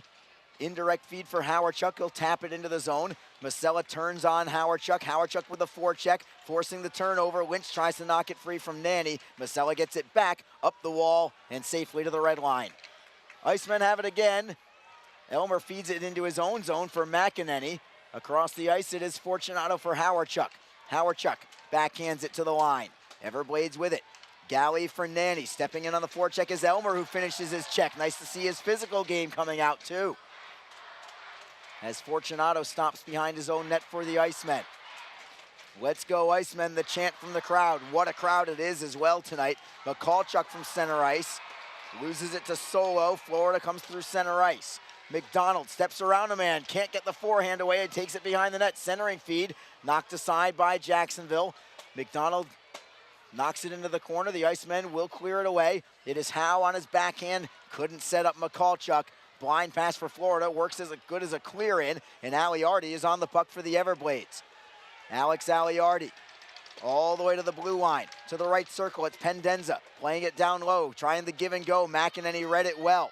Pendenza gets it back, though, for the Everblades. To the blue line for Galley. Rister in a screen, saved by Williams. Rebound right through the goal mouth, knocked aside by Jacksonville, not cleared out. Peterson in the high slot. Still another save by Williams with the right leg. Trying to clear it away as the Icemen. Lodermeyer finally finds McEnany, who will backhand it up the wall for Howe. Howe feeding Lodermeyer. Jacksonville needs a line change, and Lodermeyer will wrist it in from the red line. 8:28 to go in the third period. 1-1 hockey game. Jacksonville with an offensive zone, or excuse me, a turnover in the neutral zone. Florida gets it back. McCarron couldn't gain the line. It would have been offside. So we'll wheel back into his own zone. It's Bouchard. D-to-D for McKay. McKay loses the handle, but Florida gets it back. They'll take it over the line onside and knock it in deep. Hadfield against Winicky. Now it's Van Der Esch. He'll reverse it to the near side. McCarron drops it into the corner. Hadfield tries to knock it away from a double team. Everblades work it free. McKay at the blue line. Rister in a screen right into the midsection of Williams. He will freeze it. We've got a draw, and we've got a break in the action. 7 minutes, 46 seconds to go in the third. Still a 1-1 hockey game. This is Jacksonville Icemen hockey. Don't forget, this game is being streamed live around the world today. Go to flowhockey.tv to catch all of the Icemen action and archived footage of the event. Flow Hockey is the live streaming home for the Icemen. Get the Flow Sports iOS and Android apps to watch the event live and on the go. Upgrade to a pro subscription and you can gain access to premium content on all Flow Sports sites. This includes more than 1,000 live events, original documentaries, exclusive training and technique videos, and much more. Follow Flow Hockey on Twitter, Facebook, Instagram, and YouTube to get the latest news and updates from the Icemen and other upcoming Flow Hockey events. Flowhockey.tv, the new streaming home of the Jacksonville Icemen and the ECHL. 7:46 remaining in the third period. With Alex Reed, Arlie Johnson with you. What a game. What a season series this has been between the two clubs. Oh. Jacksonville has the edge in win-loss at 7-1-1, trying to go 8-1-1 against Florida. I don't know if the Everblades have ever had a division series where they've only won 2 out of 10 games in a series, but that's what Jacksonville is trying to do here. Icemen win the draw. They will work it up the right side. Elmer sends it ahead, but it's out of the reach of Ben Howarchuk, and the Everblades have it in their own zone. Off the boards, all the way into the Jacksonville end. Williams will steer it for Jacob Panetta. Panetta behind his own net, not in any particular hurry right now. Slowly stick handles up the middle, feeds Elmer on the right. Let's see if he can use his speed. Elmer over the blue line. Rister is deflected. It shattered the stick of Elmer, actually, as Florida plays it up the left side. Winicky, cross ice for Van Der Esch. McCarron cuts towards net. Centering feed. McCarron tapped it over the crossbar. Good effort there from Florida. Now looking for the bank shot is Van Der Esch. Williams pounces out of the top of his crease to cover it up and take the face off. So the face-off in the Icemen zone here, still 1-1 Raiders, 7:01 on the clock. Yeah, it's a good rush there that time. McCarron had a step on everybody there, looking for that perfect redirect on the front door, and nearly got it that time. It was a dangerous play, and they were able to take advantage of Elmer's stick breaking. He had to race back to the bench, and by the time they did it, the rush was on, and that setup there for McCarron was applied. But good job there by the Icemen and Williams to get the face-off here in their zone.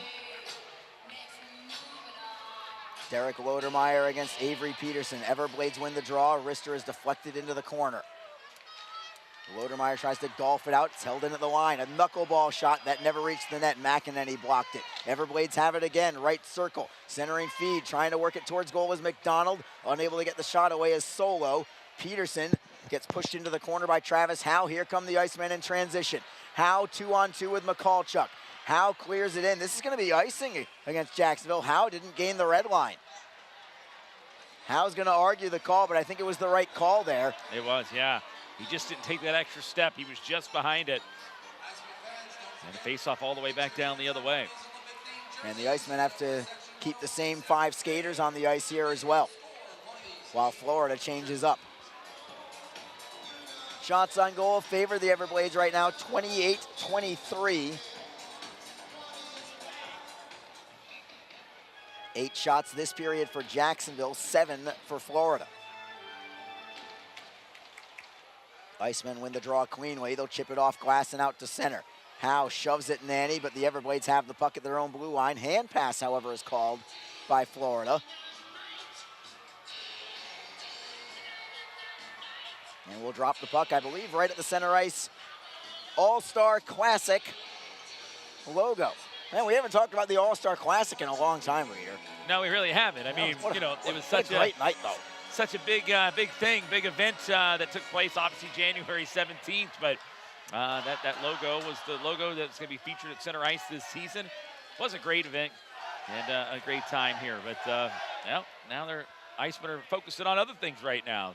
The second season. It's a great break out of the zone from Jacksonville. Hadfield at center ice, gains the line. He'll find Martin. Martin with a centering pass, deflected out into the corner by Nanny. Nanny will play it to the near side boards. Jaremko knocks it into the corner for Masella. The Icemen on the forecheck trying to dig the puck free. Unable to do it. Masella stick handles away from further harm. Works it up the right side, no icing here. And the Everblades are first on the puck. Pendenza's by himself, though, and he gives it up cleanly to Jacksonville. Here comes Sternshine. Couldn't gain the zone. He overskated the puck. Everblades through center ice. It's Winicky over the blue line. Cuts to the outside. Moves it behind the Jacksonville net. Panetta defending. Winicky all the way to the blue line. Galley is there. Rister is blocked in front by Lynch. Lynch on his backhand cannot clear it. Winicky plays it down low. Berzola hustles after it with McCarron. McCarron into the high slot. Winicky with a shot and a score. Blake Winicky gets the goal with just 5:17 to go. Williams couldn't locate it in a screen, and Jacksonville is now trailing in this one with 5:17 on the clock. Well, I was going to say, I kind of noticed a shift in the game when Florida got that goal a few minutes ago there from from Van Der Esch. Van Der Esch there, and of course, I just kind of felt like they were kind of controlling a little bit more of the tempo. They were getting more sustained reps and pressure in the zone, and here with the top line, they were getting pretty comfortable there early, and then they found the open man, goes in here for the shot through the screen there, and just like that, this game is completely 180'd in just a matter of moments. Time of the goal at 14:47. And now the question is, can Jacksonville find a way to get the equalizer themselves in the third period? It's Winicke's 27th goal of the season. And, you and I were talking about how the Icemen this season have limited this line with McCarron and Winicke. I think just 3 points really for each coming in. And I always thought that, well, that's great and that's quite an accomplishment, but at some point those guys were going to break through, and it looks like they did right here in a big way. Winicke nearly horse-collared Jacob Panetta as the Everblades clear out of the zone. They'll try to play it in deep, but Jacob Friend blocks it at the line. Stolen back by McCarron. McCarron couldn't gain the zone. It would have been offside, and then he does touch the puck, and they do call it offside. And we're going to take a break. We've got 4:53 to go in the game, but the Everblades have come from 1-0 down to 2-1 up, and the Icemen need some heroics. Back in a moment. This is Jacksonville Icemen hockey. Jacksonville Icemen offer discounted tickets for groups of 10 or more. Whether it's a company outing, a group from your school or church, or just a gathering of friends, the Icemen can help you set up a night of fun at a discounted cost. Other benefits include an intermission ride on the popular Fan Zam, a post-game group photo, or take a shot on net after the game. Ticket fundraisers are also available. For more information, contact the Icemen office at 904-602-PUCK. That's 904-602-7825, or visit us online at jacksicemen.com. Icemen Hockey, feel the freeze. Best Bet Jacksonville and Orange Park are open and excited to bring you the best in poker, simulcast wagering, cocktails, sushi, and more. Visit bestbetjacks.com for more information. Best Bet, experience the best.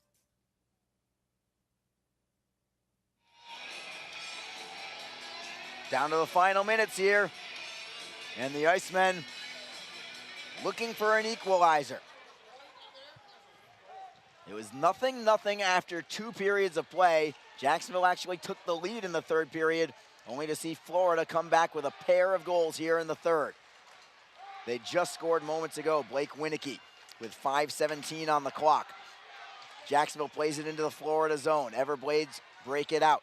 It's Peterson flipping it ahead. Fortunato gets thrown down by McCarron. No call there. Florida tries to gain the line.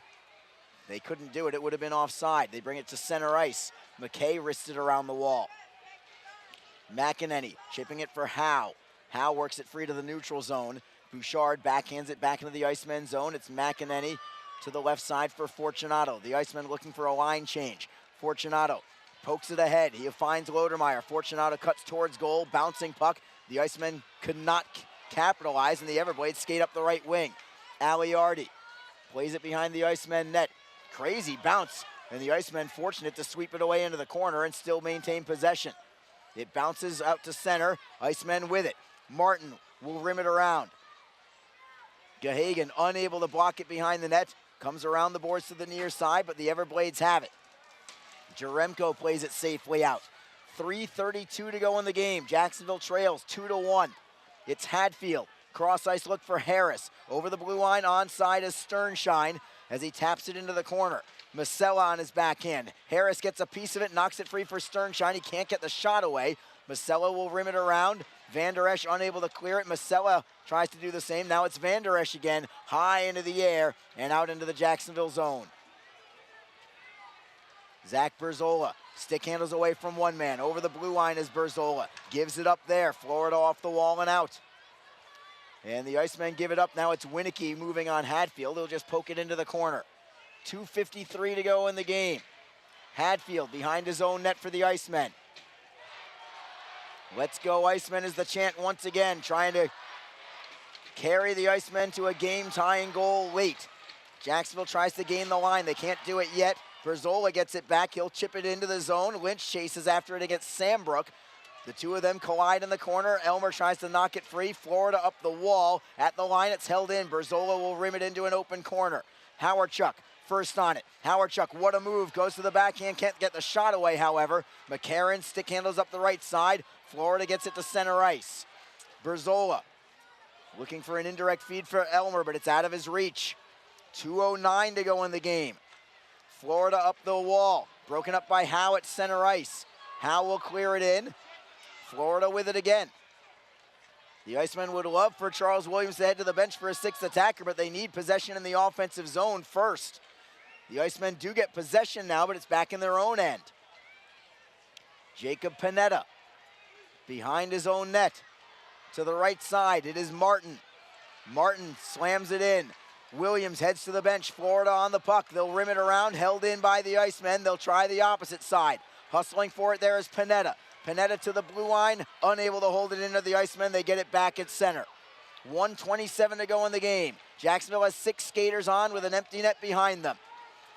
Dumping it in is Howardchuk. Gahagan blocks it behind the net. Nanny around the wall. Crazy bounce. Florida plays it ahead. Aliardi from center ice. Lodermeyer defends. Aliardi puts it wide from 40 feet away. Peterson then has a shot, and I think it was knocked aside by Lodermeyer, and the Icemen have a breath. A shocking missed net there from Jacksonville. Here come the Icemen. Final minute of play. Can the Icemen win it late? Jacksonville takes it behind the Florida net. McCallchuk out there against Solo. Florida up the wall. Aliardi again gets away from a man. From center ice, he will score, and the Everglades are on top 3-1 with 45 seconds to go. Icemen just, they haven't been that team to get that last second goal. They haven't. It's really kind of been a historical issue. Only one time, you said, back in the first season, but no doubt, they just didn't get any pressure here. They had the extra attacker. Florida seized momentum on the goal by Van Der Esch. I mean, plain and simple, that was the turning point in the game. Jacksonville never recovered the rest of the way out early, and they're going to find themselves back behind the Everblades now by 5 points in the standings. Tough one for the Icemen and their fans to handle for this one. It was a great game all the way until the end. Final minute on the clock here. Jacksonville with the puck at center ice. Things were looking so good after Jake Elmer gave the Icemen a 1-0 lead in the opening minute of the third period. But the Everblades score 3 unanswered in the third, and they're going to end up coming away with a victory. Face-off will be in the Florida zone with 29 seconds to go.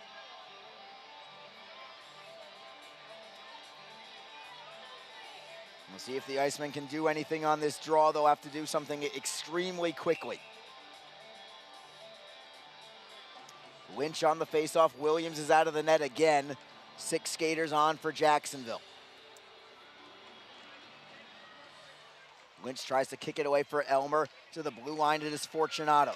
Fortunato closes, walks in, fires, works in front. I think it was blocked in front by Florida. Icemen get it back. Martin behind the net. It is Lynch. Saucer pass picked off by Florida. They'll work it towards the empty net. Just missing. It's going to be icing against the Everblades. Clock stops with 8.7 seconds to go. Well, bring a face-off here. I would expect Williams to stay on the bench. He will. The extra attacker out here for Jacksonville in the waning seconds here of this one. And a tough one here for the Icemen. Great crowd on hand, great energy, great game, and it just got away from them here in the third period. They just didn't have it in them to close it out. Gahagan makes one final save. He'll have to cover it up again. A good opportunity there for Jacksonville. Clock stops with 5.4 seconds to go. This crowd is going to go home disappointed tonight. It was a great game. Entertainment value was high. 8,436 tonight. Wow, yeah. On hand. But unfortunately, they're not going to go home happy with a Icemen victory as the tables get turned, and the Everblades are going to win this one. Gahagan makes one final save, I think with a shaft of his stick, and that will do it. Florida with 3 unanswered goals in the third period, and the Icemen end up falling tonight by a score of 3-1, and Florida salvages a split of this weekend series, and that is all that Florida really needed. Jacksonville needed a little more. They couldn't quite get it. Now, Reader, the Icemen hit the road for a long, long time. Yeah. I believe this is a franchise record 9-game road trip for the Icemen. And they got to do some work, and it starts with a 5-game series in Norfolk. 5 games in 6 days this upcoming week. Yeah, it's going to be a tough stretch here for the club, and they really wanted to walk out of here with some points tonight to give them that momentum on that road trip. They got to hop on the bus, long trip up to Norfolk. They got to play 5 games. 2 of those were postponed games that happened in January. So we'll see how it plays out here, but Icemen will get on the road, and they got some. When you look at the schedule, though, they have this slate of games against teams at the bottom of the standings. This is where they got to take advantage, Arlie, and they'll have that opportunity starting on Tuesday. A 5-6 at Norfolk. Amazing. So the Icemen only 11 games remaining in the regular season. The next 9 of them on the road. The Icemen don't return home again until April 13th. The final 2 games of the regular season will be at home April 13th. That's a Wednesday night against the Greenville Swamp Rabbits. And then the season concludes, the regular season anyway, on Saturday the 16th, hosting the in-state Orlando Solar Bears. And Reader, hope you call a bunch of great games and a bunch of victories for the Icemen, and see if they can gain some momentum going into the home stretch of the regular season. Yeah, we'll see. This is the time of year you got to turn it up and start playing your best hockey here. And the team played a pretty good game here today. Again, the game just got away there late. Just could not close this out. And Florida seized the momentum, and they're going to head home happy here because they've come away empty-handed as far as wins were concerned on this road trip. It started in Orlando for them on Thursday. They lost in an overtime, and then obviously losing last night. So they come back, they get a win, and help their cause as far as getting a higher seed maybe here in the division. But see what happens next week. And by the time we're both doing a game together, the standings will have a whole new shape, and it'll probably start to have a little bit more shape and structure to where we're going to be head to the postseason. Well, I'll be tuning into you quite often over the next couple weeks, Reader, and I know I won't be the only one. A bunch of you watching on Flow Hockey or listening in on Mixler will be glued to their app of choice. Catch the next game Tuesday night. And again, if you have an old schedule, I want to point this out also. Because of the schedule change and the canceled games from earlier, the games this week are as follows against Norfolk. Tuesday night, Wednesday night, then Thursday off, then Friday, Saturday night, and it concludes Sunday, I believe at 5 o'clock, if I'm not mistaken. Yeah. So that's how the schedule is going to look for this upcoming week. Jacksonville at Norfolk for 5 in a row. And by the way, there's a couple games in hand for the Icemen that they have on Florida and on Atlanta at this point. And those 2 games will be this week. So if the Icemen, they almost have to gain probably about 4 points in the standings this upcoming week because of the games in hand in order to set them up for possibly overtaking the Everglades for 2nd place. Yeah, it's going to be a big week here. The old routine 5-6, but and let's not look at this Norfolk team lightly here. No. They just picked up a pair of wins. They've made some moves, roster changes, but they picked up a pair of wins against a very good Reading team that's leading the North Division. So hey, they're going to have to take it very, very serious and go in there and play the 60-minute game. And if they do that, they should be okay. Do I think they're the better team? Yes, I do. But Norfolk right now is going to be riding high, and the Icemen can't take it lightly. So that will do it for this one, and that's going to do it on home ice for quite a while as well. The Icemen had high hopes for this one tonight, but it did not go the way they wanted it to. Florida comes away with a come-from-behind 3-1 victory tonight here in Jacksonville against the Icemen. Thank you so much to Gemstone Media for producing yet another fabulous game. I also want to thank our off-ice crew, led by Kate Truslow this evening. Reader, for you, thank you so much. We'll be listening to quite a bit of you over the next couple of weeks as the 9-game road trip begins Tuesday night in Norfolk. For everybody else involved in the production, this is Arlie Johnson saying good night. It did not go the way of the good guys tonight. Final score, the Florida Everglades 3, the Jacksonville Icemen 1. Have a wonderful evening, everybody. Despite the result, this was a great night for hockey.